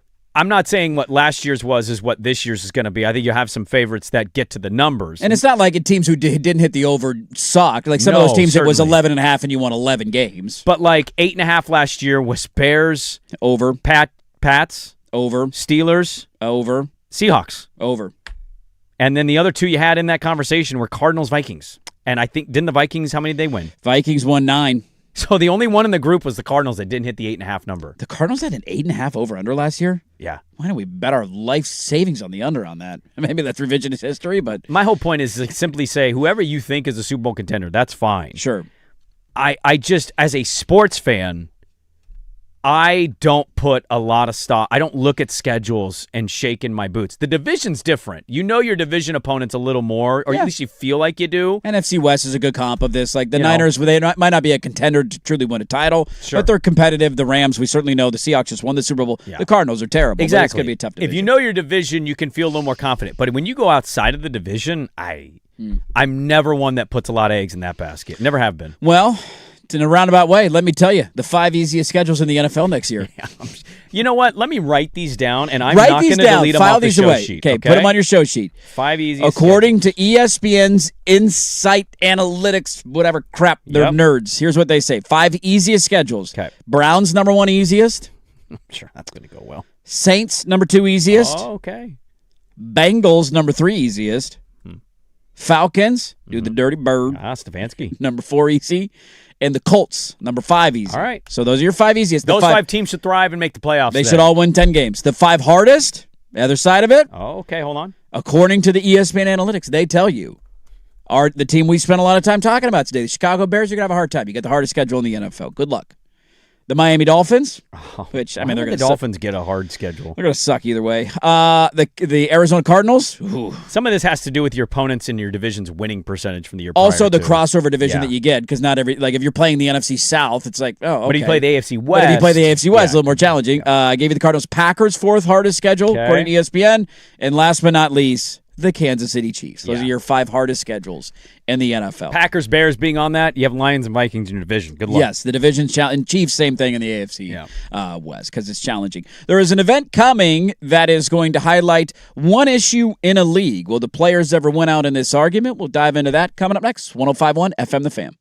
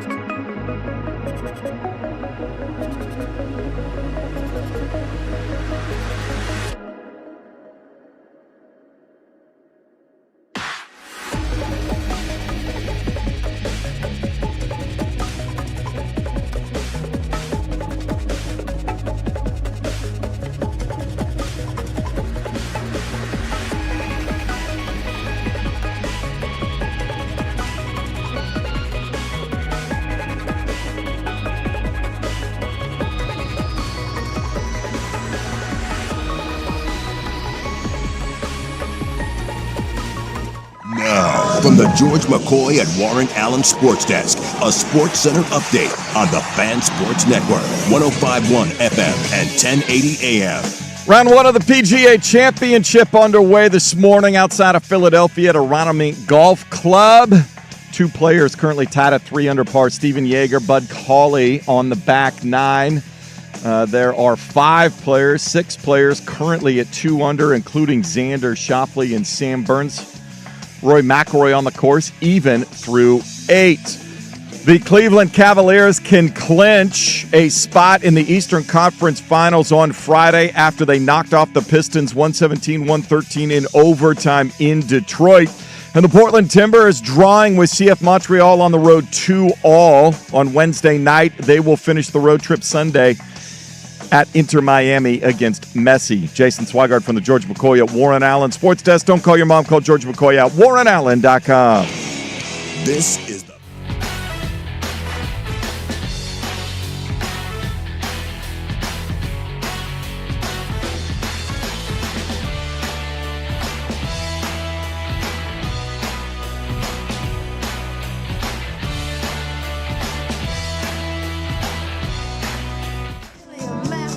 We'll get to the Magic Hat coming up top of the hour. A little peekaboo into the PGA Championship in a bit as the old doucher's having another rough day. The old doucher might be 0 for 2 in making cuts at major championships this year.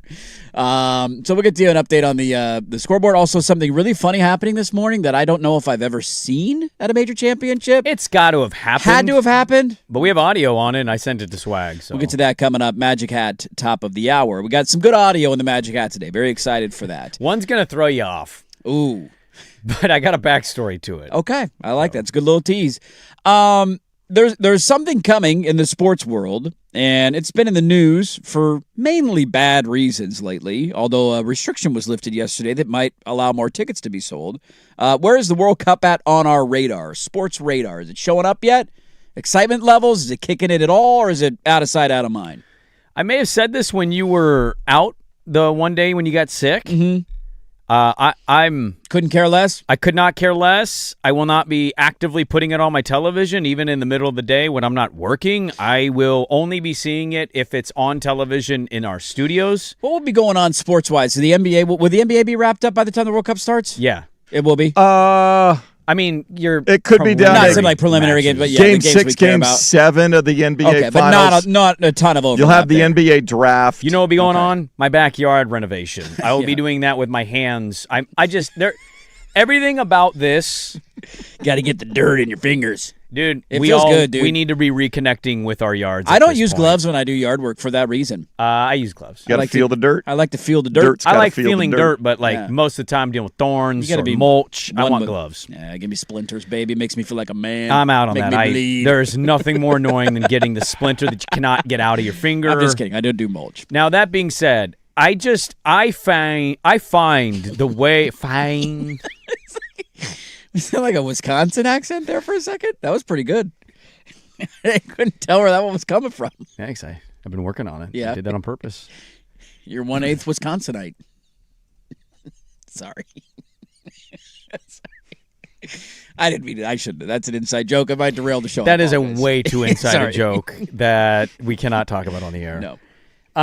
I find it all just reprehensible and disgusting. Yeah, I tend to agree with you. greed, the amount of money, what we just did to like 5 countries for the most obvious reasons, but they're citing a different reason of like, pay us a $15,000 bond. Oh, wait, none of you are coming over. We'll lift it. Nobody's renting hotels or buying tickets to these games. Nobody's buying these tickets. It's going to look like these are full stadiums. I'm at this point all in on the idea that these are going to be plants. Because who in this world economy is affording $10,000 tickets to these things? Insane. It is nuts. I have one friend who super into soccer, and they wanted to go to this. They ended up buying into one of the hospitality packages a long time ago for Seattle. Okay. How much? I don't know. How much would you guess? I mean, are they well off? They do fine, but they're not loaded. Not loaded, yeah. Is that like Lake Oswego? No. Or Yeah. No, they have Only 2 Porsches fine? no. Yeah. Okay. No. It's not to that no level. lake house? No. Yeah. They only spent a month at the coast. I just the prices of this is It's nuts. ridiculous. But The it's- travel, the hotels are telling So you I nobody's don't know if renting it the got. rooms. I don't know if it got to 5 figures for him, but I know it's 4 figures. 4 figures to me is just like Yeah. Well, it's a different, $1,500 is different than Yeah. $9,700. There's a Yeah. gap there, but I know that they get to do that because the United States is playing at least one game in Seattle. Yep. And they get a knockout round. I can't remember if it's a quarterfinal or a round of 16 or something. But Okay. So it was 4 or 5 games. Okay. So if you're getting 4 or 5 games out of it and guaranteed a USA game, I see why somebody would want to drop that kind of coin. This isn't even really meant to be a World Cup segment. It's more so it's on the horizon, and there's a group that is paying attention to what's happening and now going to use this as an argument. I'm not that excited about it. I'm not the biggest soccer guy. I think the international or the country pride stuff eventually kicks in. Like Team USA's playing a game, I'm going to watch, and you'll root. If they go on a run, that'll be fun, and maybe captivate the country a little bit more. I tend to be a World Cup guy of the second Team USA's out. It's yeah. All right. Maybe watch the final. I'm not going to watch a bunch of other World Cup stuff, right? It's just not my cup of tea. It's not my jam. What is my jam, and Premier League's better. a hill that I will die on forever, Yeah. is that football's better on natural grass. And the teams and the stadiums that go from natural grass to turf, it's an abomination, and we should fire all of them and mandate natural grass. You know who's paying attention to this right now? Messi? The NFL Players Association is paying attention to this because what do they have to do Look at you. Yeah. in every single stadium? Football segment. Football segment where the only thing that I really care about is natural grass football. That's why we don't get international games here At Providence Park. They have to bring in turf to put on top. They got Exactly. to do it up at Lumen Field. At every field that the World Cup is being played at, they have to bring in natural grass. You cannot play on turf. The soccer players won't do it, and they boycott it. So the NFL Players Association is now taking note of this and saying, hey, wait a minute. We have been advocating for years that we want natural grass playing surfaces. We don't want to play on turf. Mm-hmm.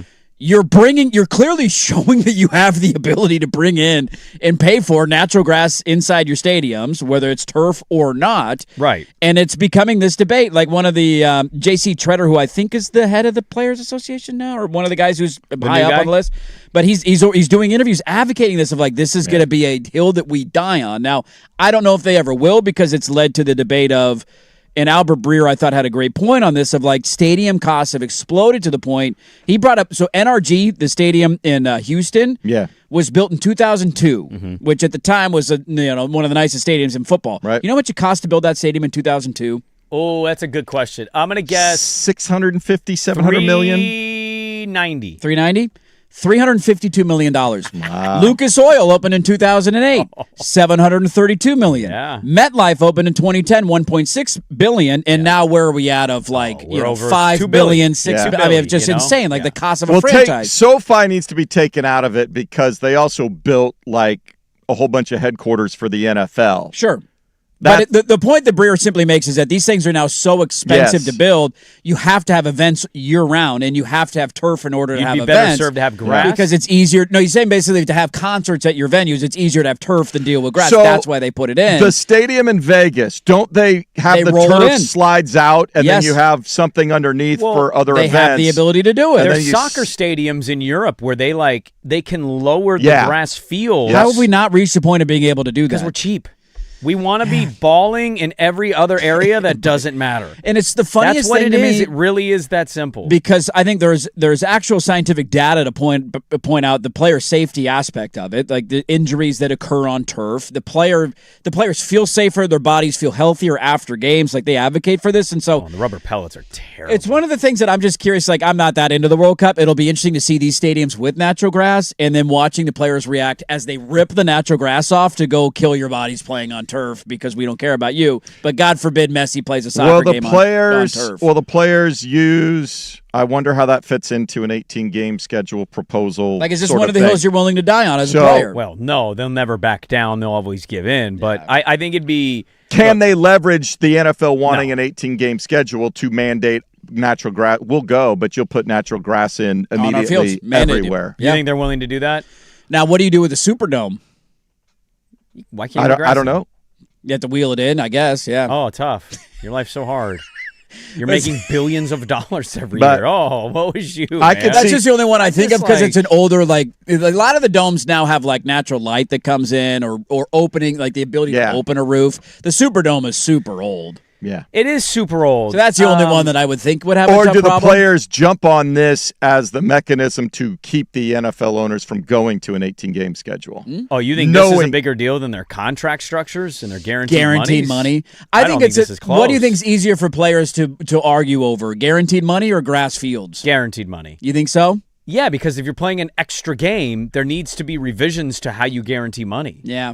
I think the other Yeah. thing, too, like with grass in general, remember when USC went to Notre Dame years ago with Reggie Bush? And they grew the grass out to slow them down. Yeah, hot take. Colts and Pats used to do that all the time. Maybe we should be growing this grass to about everybody's ankles, and maybe people can't run as fast and hit as hard. We just got a physical team that has no speed, and we're going to grow that thing 6 Neutralize inches the thick. speed. Offensive linemen should not be running 4.840s. It should not be allowed D linemen are running 5.140s at 380 pounds. You may be right that it's more important about the guaranteed salaries and all They're that. always going to care about the money more. I think as a bargaining leverage tactic to get them to do something. this is easier, and this may win them more public sentiment and put more pressure on owners. Like, you want the 18th game and all of this money, and you're not willing.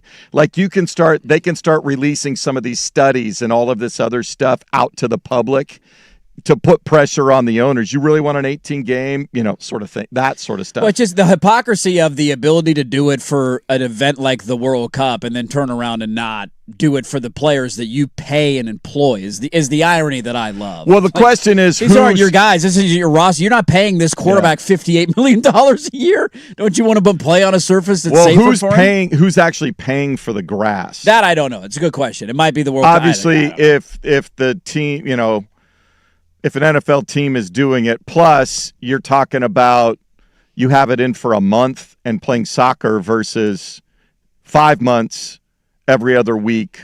I mean, we saw what happened to the Heinz Field. I mean, there's complaints about that all the time because they also loan allow it out to high multiple school and High college school games. Pitt Panthers play there. You know, you just you jumped on my argument there. I don't know if you meant to do that, but What? My argument of this is why you dome it up. You take care of your quarterback. You care about his health with the grass. You care about his arm in the cold. Give me sunlight and natural grass. Okay, it's healthier. Give me the fake sun The on college natural ones, grass. I'm actually more offended by like historic colleges doing this. Like Notre Dame, Michigan, Ohio State are three primary examples of like you. And it's, well, you can't do it in cold weather. The Green Bay Packers have grass on their field at Lambeau. It's the dumbest argument of about all time. it's saving money, dude. And they had grass on their fields in Ann Arbor, Michigan, and Columbus, Ohio for generations. And then they decided to save money. Yeah. And we don't want to pay a ground screw. And we just got turf. And we'll replace it every however many years. Imagine if golf courses start pivoting to turf, for easier access. just like to make it all financially Don't need lawnmowers cheaper. anymore, dude. Don't need water anymore if we're going to give it all data centers, do we? Our overhead just got cut by 65%. We're living large. Final note on this, because I love that you did a football thing here. I don't really care that much about the World Cup. I just saw the Players Association releasing statements on this of like, dude, what the hell, man? I've become a big Premier League guy. I Yeah. have a team. I root for the Timbers to do well. Soccer's never been our sport. This idea and pretending that we care about Team USA men's soccer as if it's ever going to do anything, I don't get it. And then I what? I get understand to the watch point. Brazil win again? Right. Is Messi going to win his Germany second World versus Cup? France, Germany? That with the absolute greed, the secondary ticket market scandal with FIFA. That guy is corrupt. He looks like a Bond villain, Infantino. Yep. Nothing could turn me off more from a sporting event than what the World Cup in Americas has done. And I know our team sucks, so it's hard for me to really get in on it. Tend to agree with you. We'll give you an update on what's going on at Aronimink PGA Championship underway. Also, an impossible question to answer, but we'll ask it nonetheless. That's next on The Fam.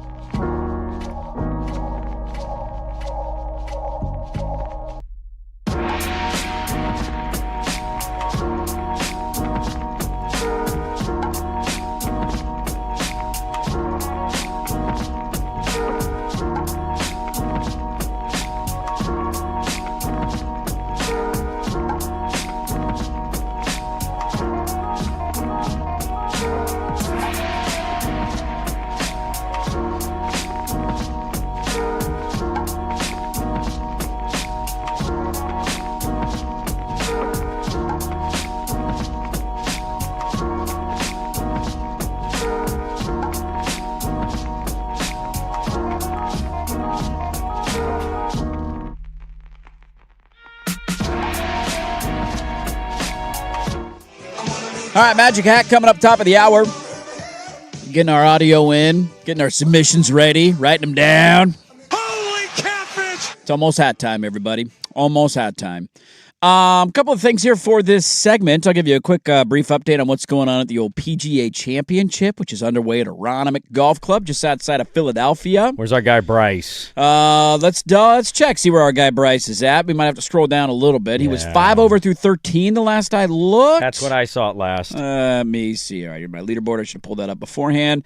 Our guy is 8 over. 8 over through 16 holes. Yeah. Probably not going to make the cut. Do we have we got a birdie in there, though. Hey, He all birdied right. to the Okay. 17th hole, Hey, par good for 3. him. Good Shot for him. 40 on the front. All right. 5 over 40 on the front, and he was cruising along. He had parred, so he started on the back 9. He parred 1, 2, 3, 4, 5, 6, which is the first 6 holes of technically his back 9, and then he just dropped a triple bogey on number 7. So he had it going for a while. They're hanging around 5 over, and then a triple bogey. But still, nonetheless, he got a birdie in a PGA Championship. That's pretty damn cool, man. Okay. Let's see here. Outside of that, I think the probably biggest takeaway early on, I love a good early Thursday major championship take. 2 takeaways from me. I'm curious what you think. Nice little leaderboard jamming up. Like, nobody's running away with it. Steven Yeager, I think, at one point got to 5 under. Now he's back to 3.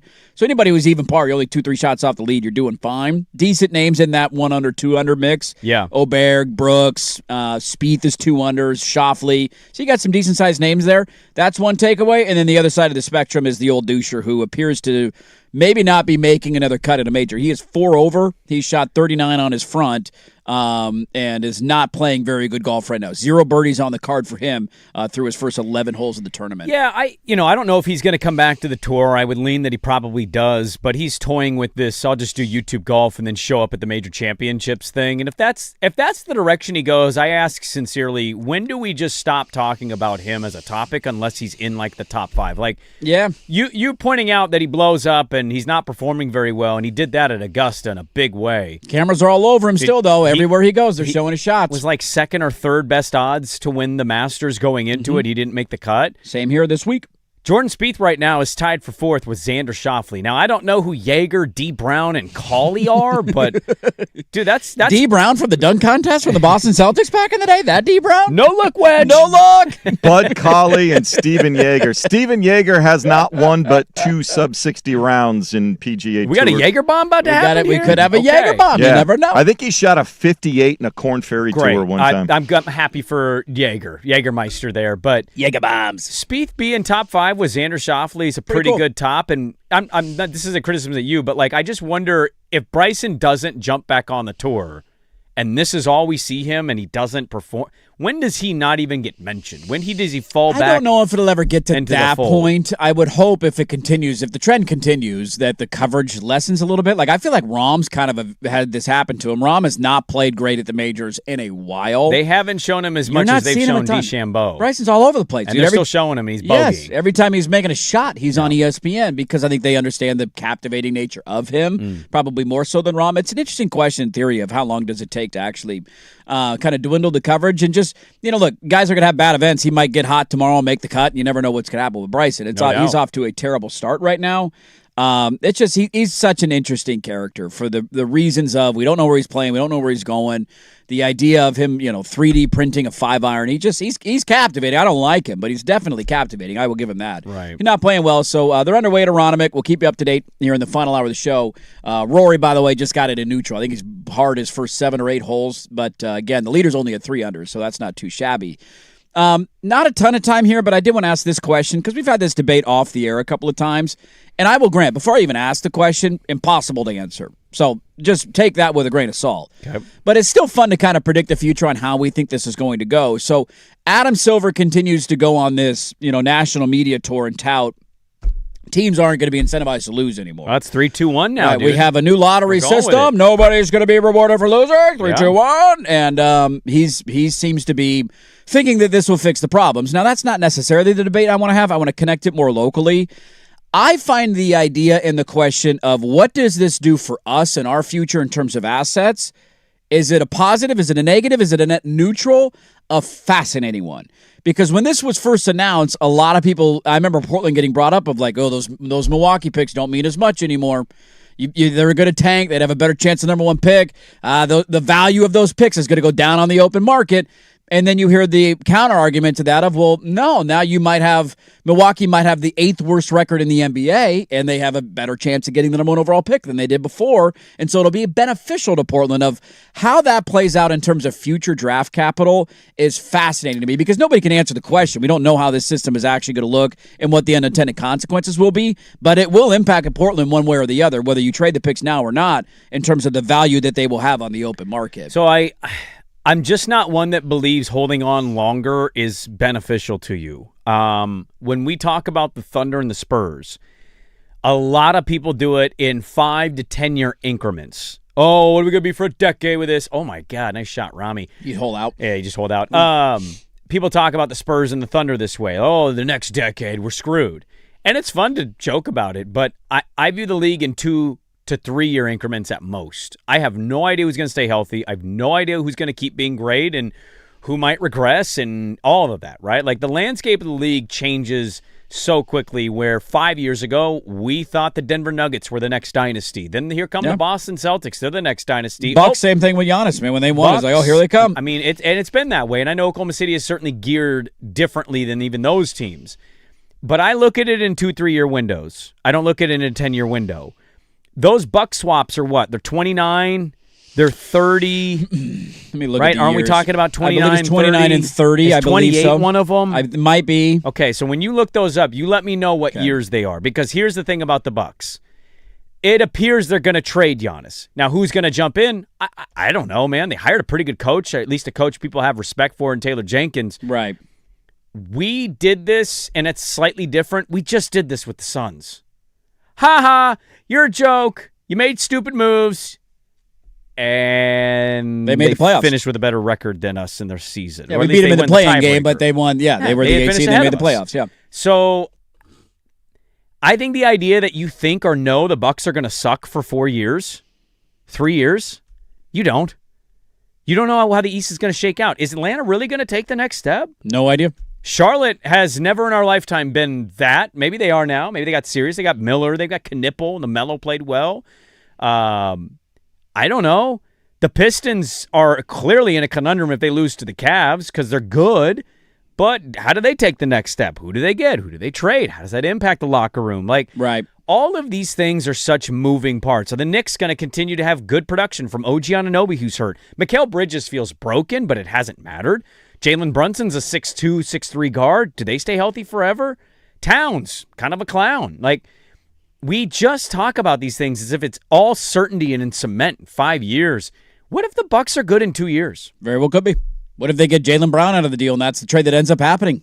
I think for Jaylen Brown. I think you got to be really careful banking on the fact that, one, you know for certain that the pick swaps are going to age like gold, and two, you know the Bucks are definitely going to be one of the bottom 10 worst teams in the league for X amount of years. You just don't. It's not NFL-like, but it's not certainly that far behind. In the span of 2 seasons, all of this can change. Here are the, by the way, so next year you have your own first-round pick, 27. Yep. 28, you have your own or a swap with Milwaukee. So there's the first swap. And you have Orlando's first-round pick. Okay. So you have 2 in 2028. That's 2029, you have the most favorable and least favorable between us, Boston, and Milwaukee. So does that make sense? So whoever the highest pick and the lowest pick, you don't get the middle one. You get the highest one and the lowest one. Got you, between us, Milwaukee, and Boston. Okay. That's 2029. So you have 2 first-round picks that year. And it's 2026, so we're already, there we go. Yep. We're looking ahead and then 3 in years. 2030, it's your first-round pick or a swap with Milwaukee, and then you're back to normal. If you honestly think you know and you're going to be right on what Milwaukee is in 2030, hats off to you, man. Hold on to that pick swap. Yeah. But you don't. So I'm just always going to be somebody that doesn't want to hold on to those forever.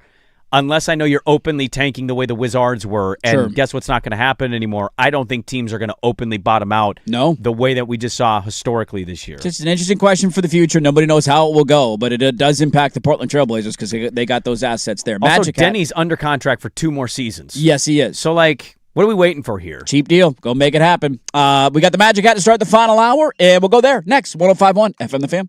Big hits. Big bets. big plays. Today I'm laying the big wood. This is the Layin' Wood Report, brought to you by Mr. Plywood, serving Portland for over 50 years. Deep to left. See you later.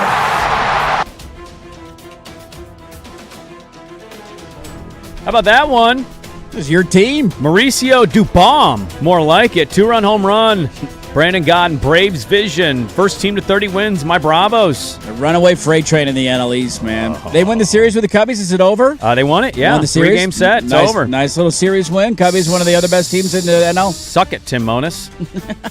Cubs fans, you don't want none of this. Chop on. Lane Wood Report brought to you by Mr. Plywood, serving Portland for over 60 years. Delivery, custom cutting, and special orders. Visit them at Southeast Stark Street or online at mrplywoodinc.com.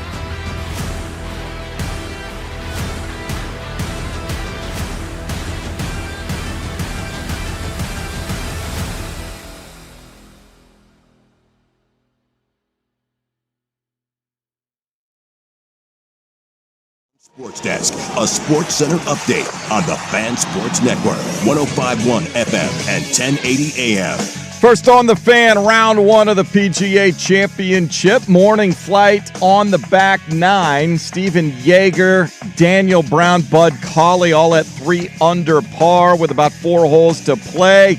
But Jordan Spieth, now at 2 under, has joined the group that is tied for 4th. That includes Minwoo Lee and Xander Schauffele. The Cleveland Cavaliers 1 game away from advancing to the Eastern Conference Finals. They get the first road win in the series, 117-113 over the Pistons in overtime. Back to Cleveland. They can clinch on Friday. Tonight at Moda Center, the Portland Fire looking to double up the New York Liberty after their win on Tuesday. 7 o'clock tip tonight. We'll have pregame coverage on 910 ESPN Portland beginning at 6:45. Jason Swigard from the George McCoy at Warren Allen Sports Desk. Don't call your mom. Call George McCoy at warrenallen.com. This is the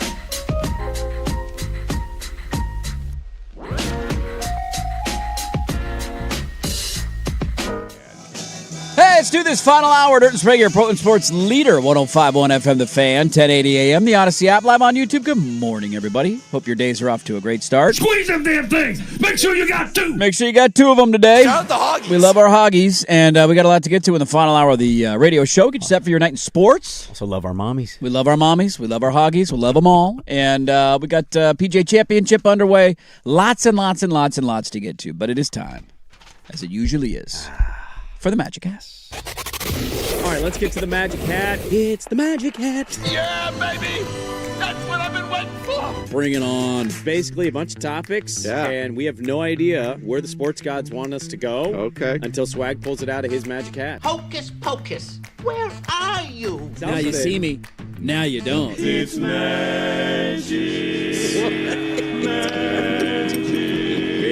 It's simply what it is. It's magic. We don't know what's going to come out of this hat. Where is that I tell you something about this. Abracadabra, MFers. Let's Put that in the Magic Hat. the Magic Hat. I have a confession about good this. for is the trash can.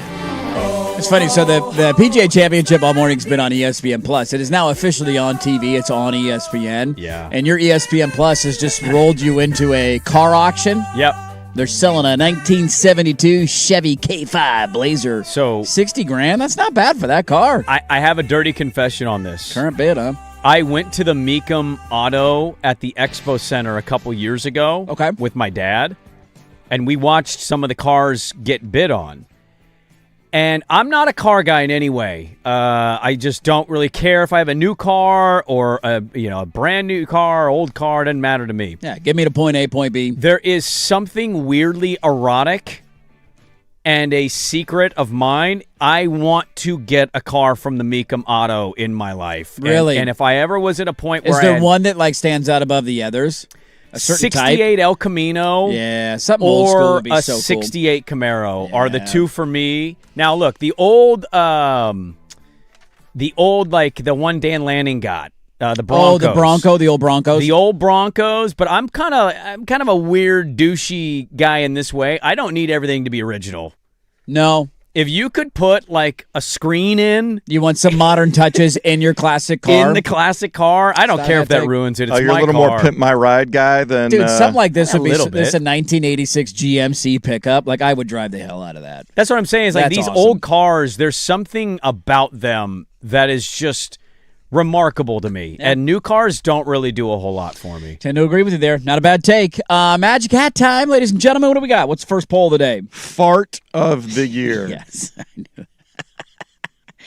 Yeah, well, we could have guessed who this was going to be from. Farts will never not be funny. Farts are hilarious. If you don't find farts funny, look in the mirror. You have a problem. I grew up. My dad thought farts were funny. My uncles and grandparents would tell me to pull their finger. Like that's the childhood that I grew up in. Teddy Ball Game now finds farts funny. And this one popped up in the old timeline the other day. And I want you to take a moment, hoping that you have not seen it. I know Swag has because I sent him the audio. To guess the creature, okay? I want a creature guess here of who you think this is coming out of. And I showed this Teddy ball game. We spent about an hour laughing the other day in the middle of the day, and I thought I got to play this. The Magic Hat. Now my dad. Teddy likes it. Listeners will like it. I also sent it to my dad and brother. My dad had the idea that you should just play the audio and then say guess what the audio is to see if you can figure it out. All right. So I'm not going to quite do that because I don't know if you'd be able to guess it, but I want you to guess the creature and have we found the fart of the year.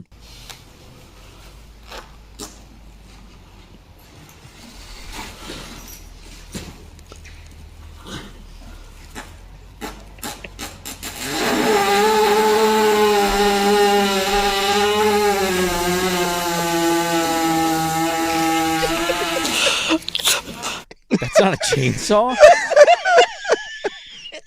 Listen to you laugh. I saw the video. I have watched this. I'm not Okay. kidding you. I've watched this 100 times, and every time I do, I laugh. Is- I'll tell you the animal, then I'll say, well, now Teddy So it is is an saying- animal. It It's is an animal, It's yeah. not Chris Christie. It's and the not Chris Christie. relief that this animal.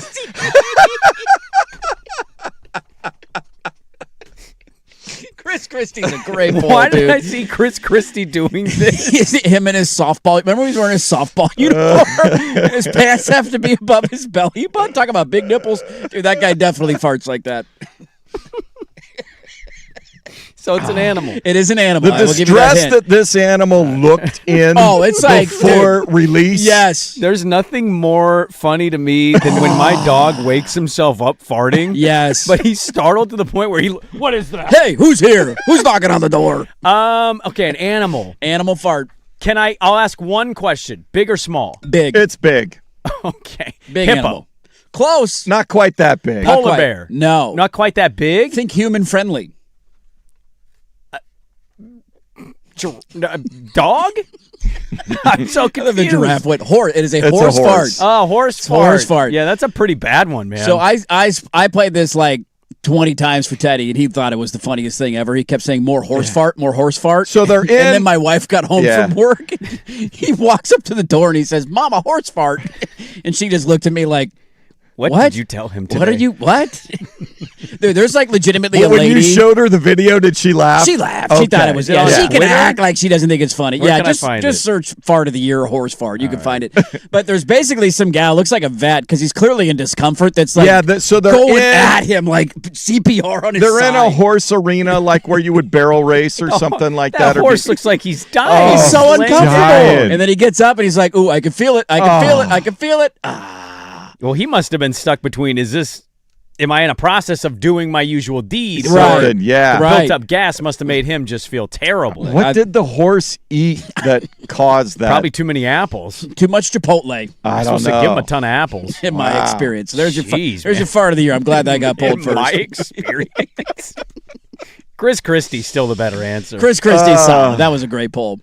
Are we loving it?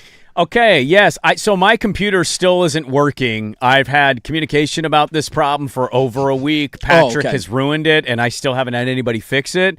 So I'm going to have you play this audio. Let's play the audio, and then I'll tell you. Does he know what to play? I don't know which one this is. It's the first one I sent you. Okay. You got it? Well, let me go look at if I put them in order.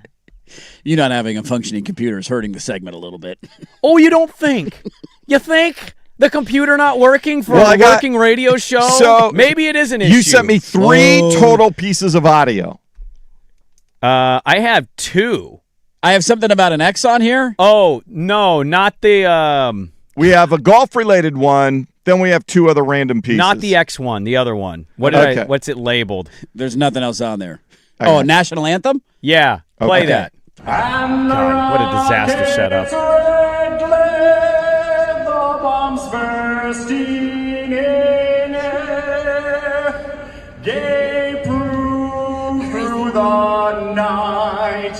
That our flag was still there. So you might have been waiting for why are we playing this? When does it get funny? Where's the mistake? Did he slip up? So here is where it gets funny. Do you know who sang that national anthem? I do not. I don't know who that is. Ronald McDonald at a minor league baseball game. So they show him on the Jumbotron, and there's a clown singing the national anthem. And it's basically they were doing Ronald McDonald Night at a Charlotte Knights charity baseball game. Charlotte Knights have a beautiful stadium. And they announced they're about to do the national anthem, so the fans are standing up. It's pretty packed. It's a charity night. The fans stand up, and they're waiting for somebody to walk out to do the anthem. Lo and behold, he's already on the field. It's a clown. And he grabs the microphone, and people are just seen, looking... Like, what? What? What is going on right now? The players are looking up at the Jumbotron at just the giant face of a clown singing the national anthem. I could not take this seriously. I love... First off, the idea of a Ronald McDonald Night's pretty funny. Like, of all the theme nights you could do, pretty solid there. How long until we start getting, this as a advertising thing of people branding of, Flo singing the national anthem before Game 5 of the NBA Finals? So did you see what McDonald's did, by the way? No. They bought the naming rights to the Chicago Fire Stadium. Oh, okay, McDonald's Stadium. Did they not play at the United Center? No, the Fire's the MLS team. The MLS team. Oh, okay. I thought so they got a new stadium, new stadium name. McDonald's bought the rights to it, and there's always going to be a McDonald's at the stadium. God, what? People are really McLovin' it. Yeah. I mean, yeah. Why is wouldn't it you Golden Arches Field or is it McDonald's? No, I think it's McDonald's It should Field. be Golden Arches Field, though. I'm with you there. With the McDonald's, Mickey D's open all the time. I mean... If we don't get a Panda Express in the renovated Moda Center, I'm boycotting. This was the universal, McDonald's Park. McDonald's Park. That's solid. It's opening in the spring of 2028. Jealous. Very of all the jealous. naming rights you could have, I do love me some Panda Express, but it's not the easiest to eat on the go. Maybe not the best arena food. I would certainly still love it. That's the beauty of a McDonald's in a spot like that, because you just grab, if they just hand you a burger and a wrapper, you walk to your seats, perfect. You think that they make them log on an app to pay money to get their free food item? I think they at do, McDonald's Park. That's how it works at Mickey D's Park. Yeah. There is something I don't need a McDonald's really, but there is something weirdly soothing in my soul as a human seeing that arch. Yeah, when I see that M, I'm just like. I think it's I was reading America. an article the other day about Disney adults who are, I think we might have talked about it on the show, who are basically blowing their life savings to chase after their, childhood wonder-like feelings that they cannot find anymore. There's adults that live in Disney World because they have legitimate communities you can live in. Imagine meeting one of those on Hinge. And you mean dress up as Mickey? What? Gotta be goofy? McDonald's, I think, has that for people. I think it's that feeling. It just gives you that when you see it, you think of a Happy Meal, you think of a moment where you're driving home after a game. It brings back some sort of resonance that maybe not every fast food I'm place curious. does. Yeah. Will they serve breakfast items during whenever the game is? You have to. If you're Mickey D's Field, you have to. I would think so. You have to. Has to be available. Both available all day. It's a good idea by them. Give me a side chick McMuffin. I love it. All right, next up, want a bucket. These are always funny whenever we get these man, how fat are we stories. This is the latest example of it. Are you guys ever fans of, or have you ever done the double, triple gulp, big gulps from 7-Eleven? What's the biggest drink you ever bought? Back in the day when we didn't know what soda truly did to us, I got the 44 ounce. In high ouncer? school, I think we had the double gulp. Double gulp. It was double gulp was a good pull. 96 ounces or something. Something weirdly masculine. There was a bucket. Yeah. Because you had the 64 ounce, 64 super big gulp. Yeah. Right. And then they had a double gulp. And I think it literally came in a bucket. My stepdad used to buy the 44 ounce double gulp and then also buy the energy pills at the Yes. checkout. Now we're talking. That was one of the biggest clues he was doing coke. I need to pick me up. It's I can't buy coke right now. And I can't remember if you could get Jolt. That was back in the day of Jolt Cola. Jolt Cola. I remember Jolt Cola. Hey, man, if you has to, you drink a Shasta. There's something weirdly satisfying about holding a cup that big. I haven't bought a double gulp or a triple gulp, whatever, and it's been forever. Where did people keep them? They just hold them between the legs? You I remember hold- cup holders back then. Your cup holder not big enough for that, let alone, No, it wasn't. The reason I bring this up is we now have a chain who is releasing, and these are nationwide. Now, do we have any Dunkin' Donuts in our area? We're starting, I think, to get them. You I remember thought when there they were- did Sonic commercials here years ago? Yes, and then Sonic came. And then they're starting to bring them back, which makes me think we're going to have a Dunkin' or two somewhere. Have you guys been to a Dunkin'? Yeah. Oh, Been yeah. to a Dunkin'? We used to have them. Did we? Yeah, we did. Back in the Okay. day. Yep. Back in the early 90s, we used to have them because we used to go and was occasionally wanting- on Sundays get a dozen, and then it became another place. Ah, okay. There was one in Beaverton somewhere. Probably. I was I'll take never your on word West for Side. I it. don't I've know. never been to one in Portland. I've been to one other places. I've never been to one here. Yeah. They are releasing nationwide. Now, is this too much coffee? Yes. I'll tell you the prices of it. Evidently, they had these viral buckets a year or two ago, and they are now releasing them nationwide. It is a 48, and I'm not kidding, it's a container. It looks like a bucket. 48 ounces. Oof. You want to know what the price is? You can get a refresher, $8.19.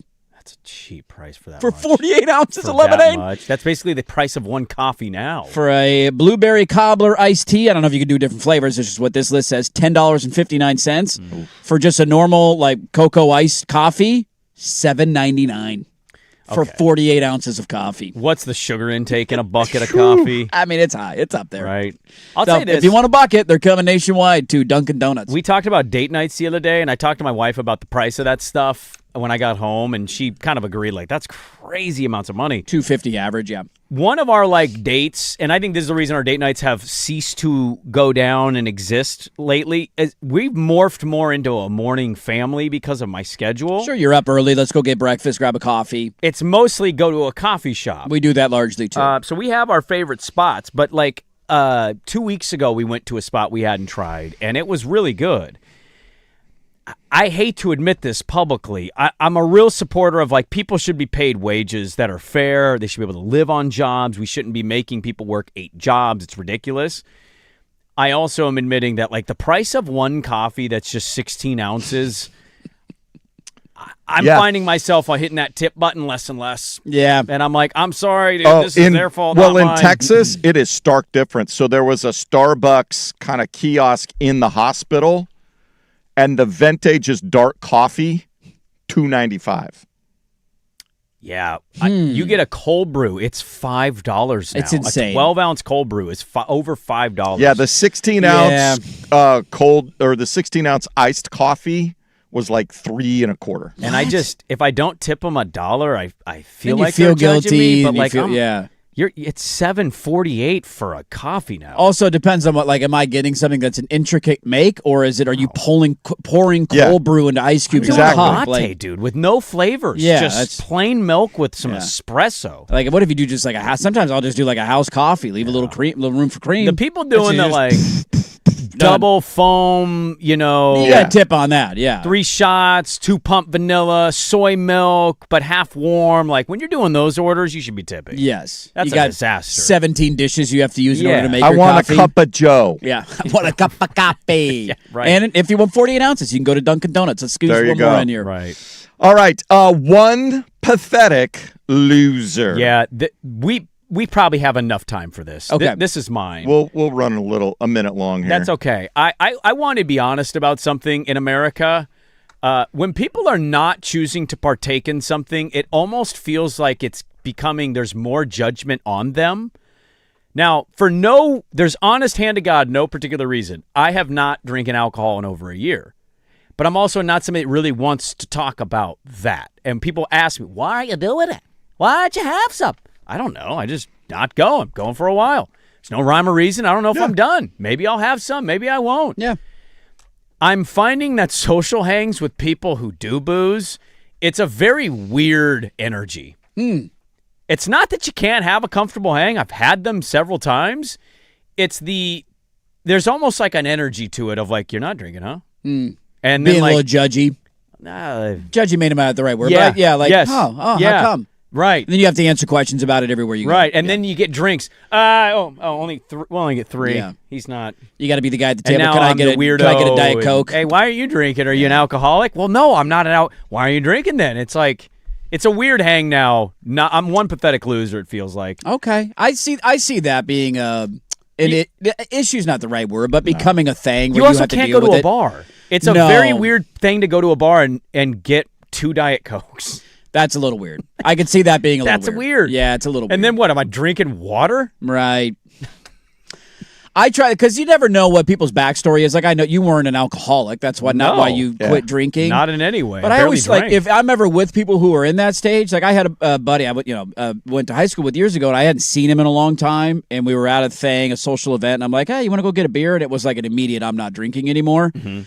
And it just was like, oh, okay. I try not to ever ask, like, so do you have a problem? Like, just like, I don't need a follow-up. You don't want to have a beer, you don't have to have a beer. I don't have any issue with it. But I would argue... I try and be very cautious of how I respond to people who say that. Yeah, no, and I think there's a lot of people that are. Yeah. But I would argue in society, more people question why you don't than us questioning if you're drinking too much. It's almost more taboo to say... I think you're 100% correct. Dude, you drink a little too much than it is to say, why aren't you drinking? Right. Why don't you drink? Have one. Yeah. Like, it's a weird reversed order of operation that You're we've not gotten wrong. into here. You're not wrong. You're not wrong. So I wanted to admit in the trust tree, I have had one pathetic loser vibes from time to time. Yeah, I don't think that's a good way to phrase it, but I see why you feel that way, and I see why it's weird. No, it is. Yeah. I will tell you, because with my, I understand where that happened with my crew, but now that we have all reached our mid-50s and different people are dealing with different things and trying to lose weight and you're not as active, all those sorts of things. You do what you got to do. It will get better where your friends, whatever. Yeah. We just want to hang out with you. No doubt about right, it. Mostly been supportive. It just, and also the biggest red flag for you was when you went out at the party and came in to do the show. That was your biggest, I can't quite tie him off the way that I once did. Can't quite do it the way that we used to. We're a little bit longer in the tooth now. More Magic Hat next. 105.1 FM The Fam. Hey guys, spring.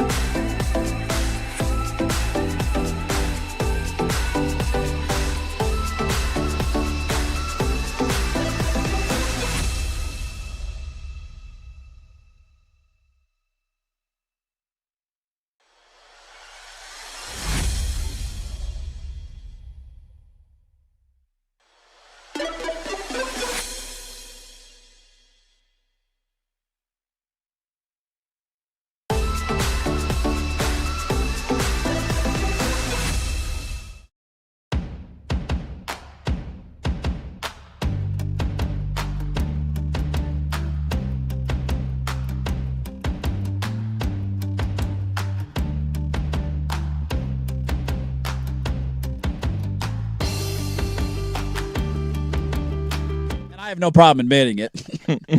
Like if I'm out, and it doesn't happen very often to me in my current state of life. I have a 2-year-old. Like I'm not, bar hangs are not very often for me. Social. But I would imagine if you get the hall when I went pass, to the Blazer game the other if you night, get the hall pass for a night, you want to enjoy. How many did you have at the Blazer game? I think I have 4 beers. Well, those are good sized beers too. They're good size. Yeah, like Feeling good. I'm not just having one. I know, All I the don't way here. blame It's a playoff game. $100 later. It's the Detroiters. How many drinks do you have? Oh, probably 12 in a week. A week? A week? No, that's What? Thursday night. Yeah. That's Thirsty Thursday. All right, what else we got? 6-hour X ride. Yeah, thank you for this. I need to ask maybe both of you, maybe this is more up Dirt's alley, maybe it's more Swags, I don't know. I have no idea your back history of dating. I know yours a little bit, but I can't publicly talk about that. Yours, I don't really know as much. I wasn't around when you had frosted tips and weird puka shell necklaces. I was in the Cougar Den. Right. Okay. Look at this photograph. Every time I do it makes me laugh.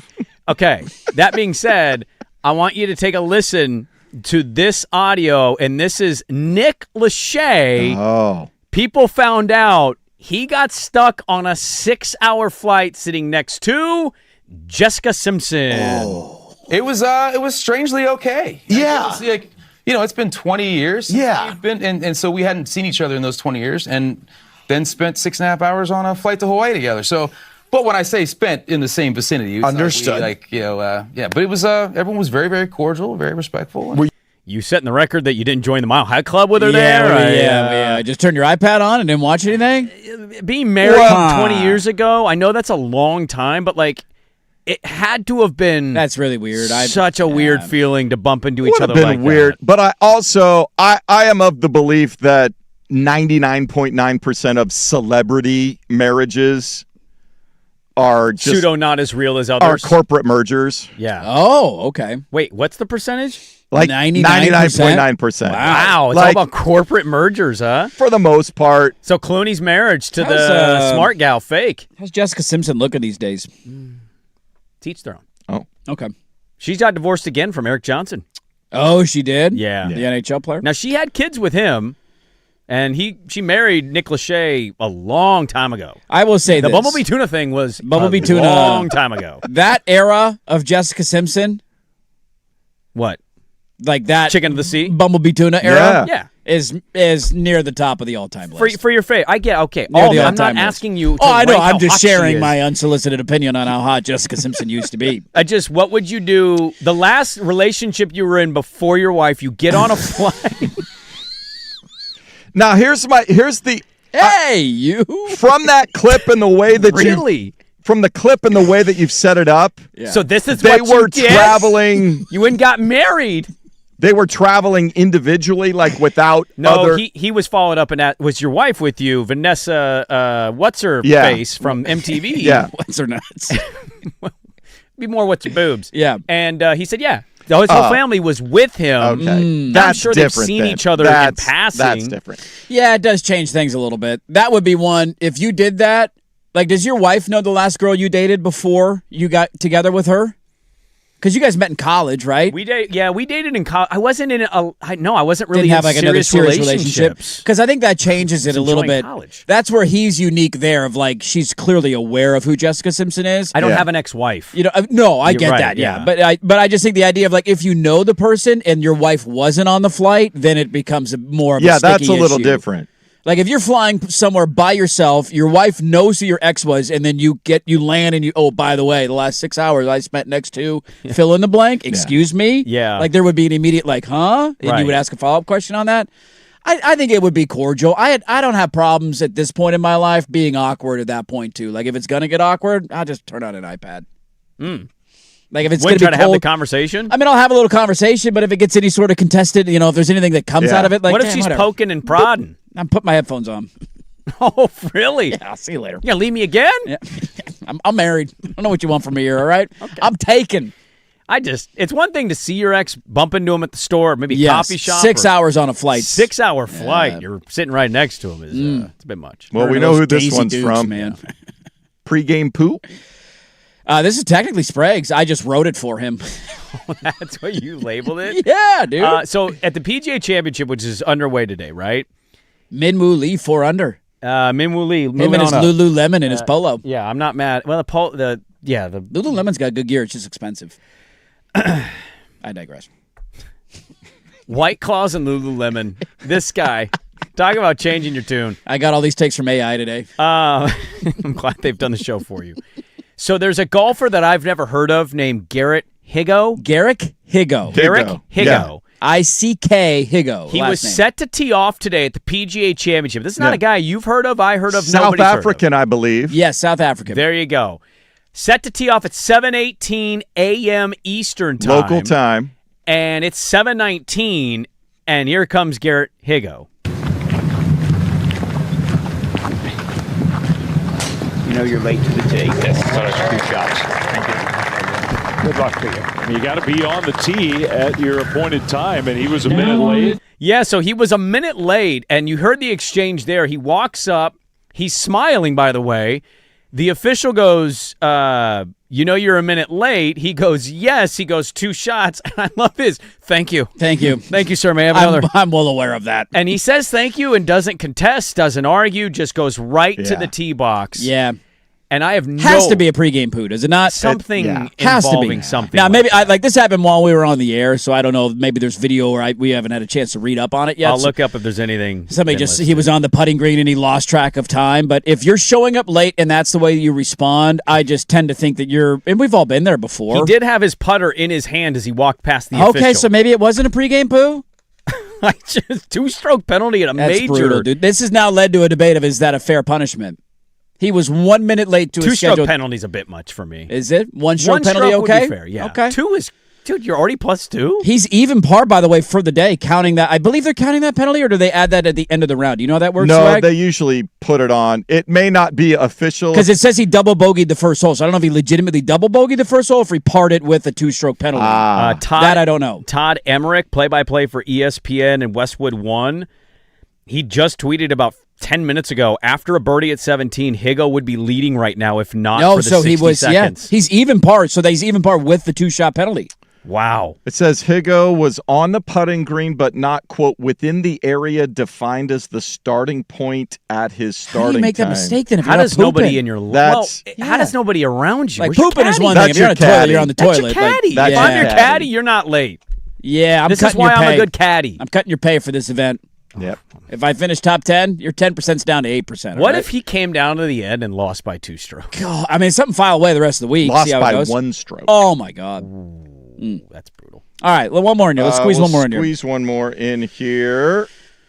First grade take. All right, this is fantastic. I'm all about promoting the youth and The cameras have gotten so much worse through the show, by the way. It's gotten worse. I've gotten smaller. You have gotten some. You're like a miniature version of yourself. dude. Swag, legitimately look towards the camera and open your mouth. It will look like you're trying. No. Go to the right.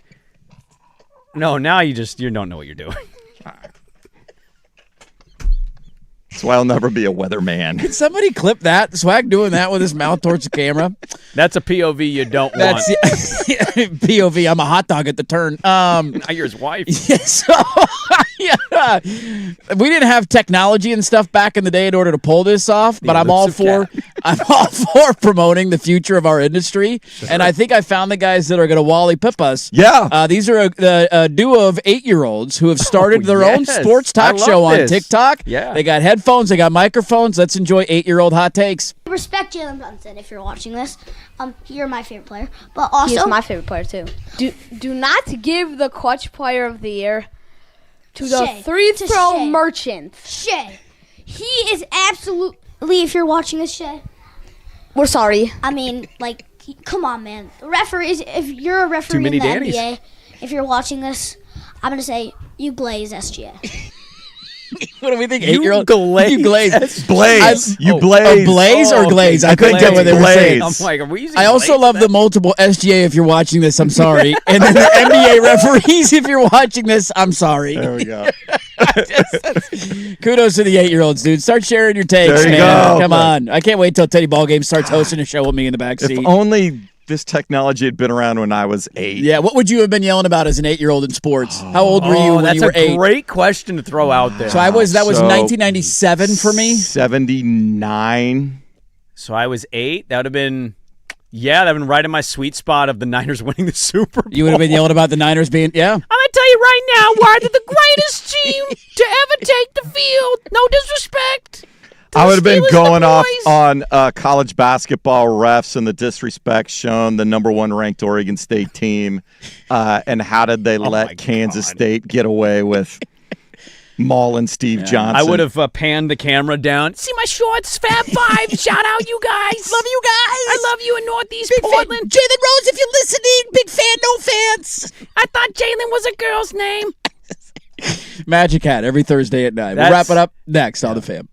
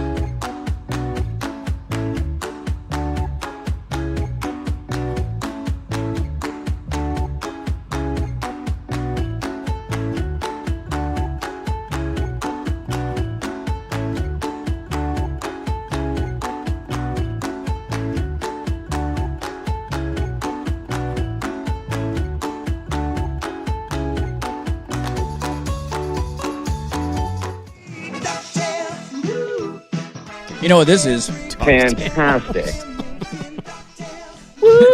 Just going through the rotator today. I was like, we got DuckTales music in here. DuckTales, Darkwing Duck. Let's throw that thing in there, man. I think I've concluded. Somebody said, by the way, your 8-year-old voices sound like you're from Brooklyn, which I enjoyed. Kind of morphed into an accent when I didn't have one at all at 8. Thought it was 8-year-old Mad Dog. Yeah, it was. Yeah, Princessa.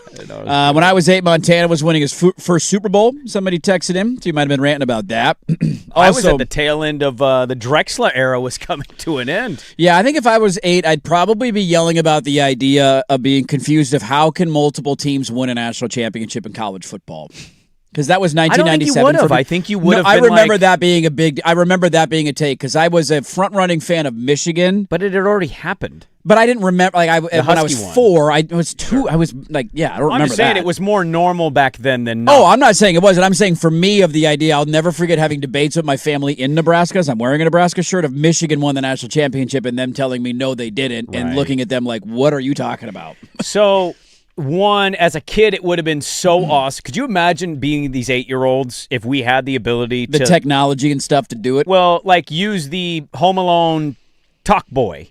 You have a Home Alone talk boy, and you record yourself, and your take that you could somehow transfer now was there should be a playoff in college football, and it should be like 10 teams. How great or smart you would have looked as an 8-year-old predicting that or asking for that. Called it. The second thing I would tell you, and this is like a side non-show related thing, the one thing I wanted to do that I never did, and I still can do it. You should start recording Teddy Ball Game. Have 3 or 4 standard questions.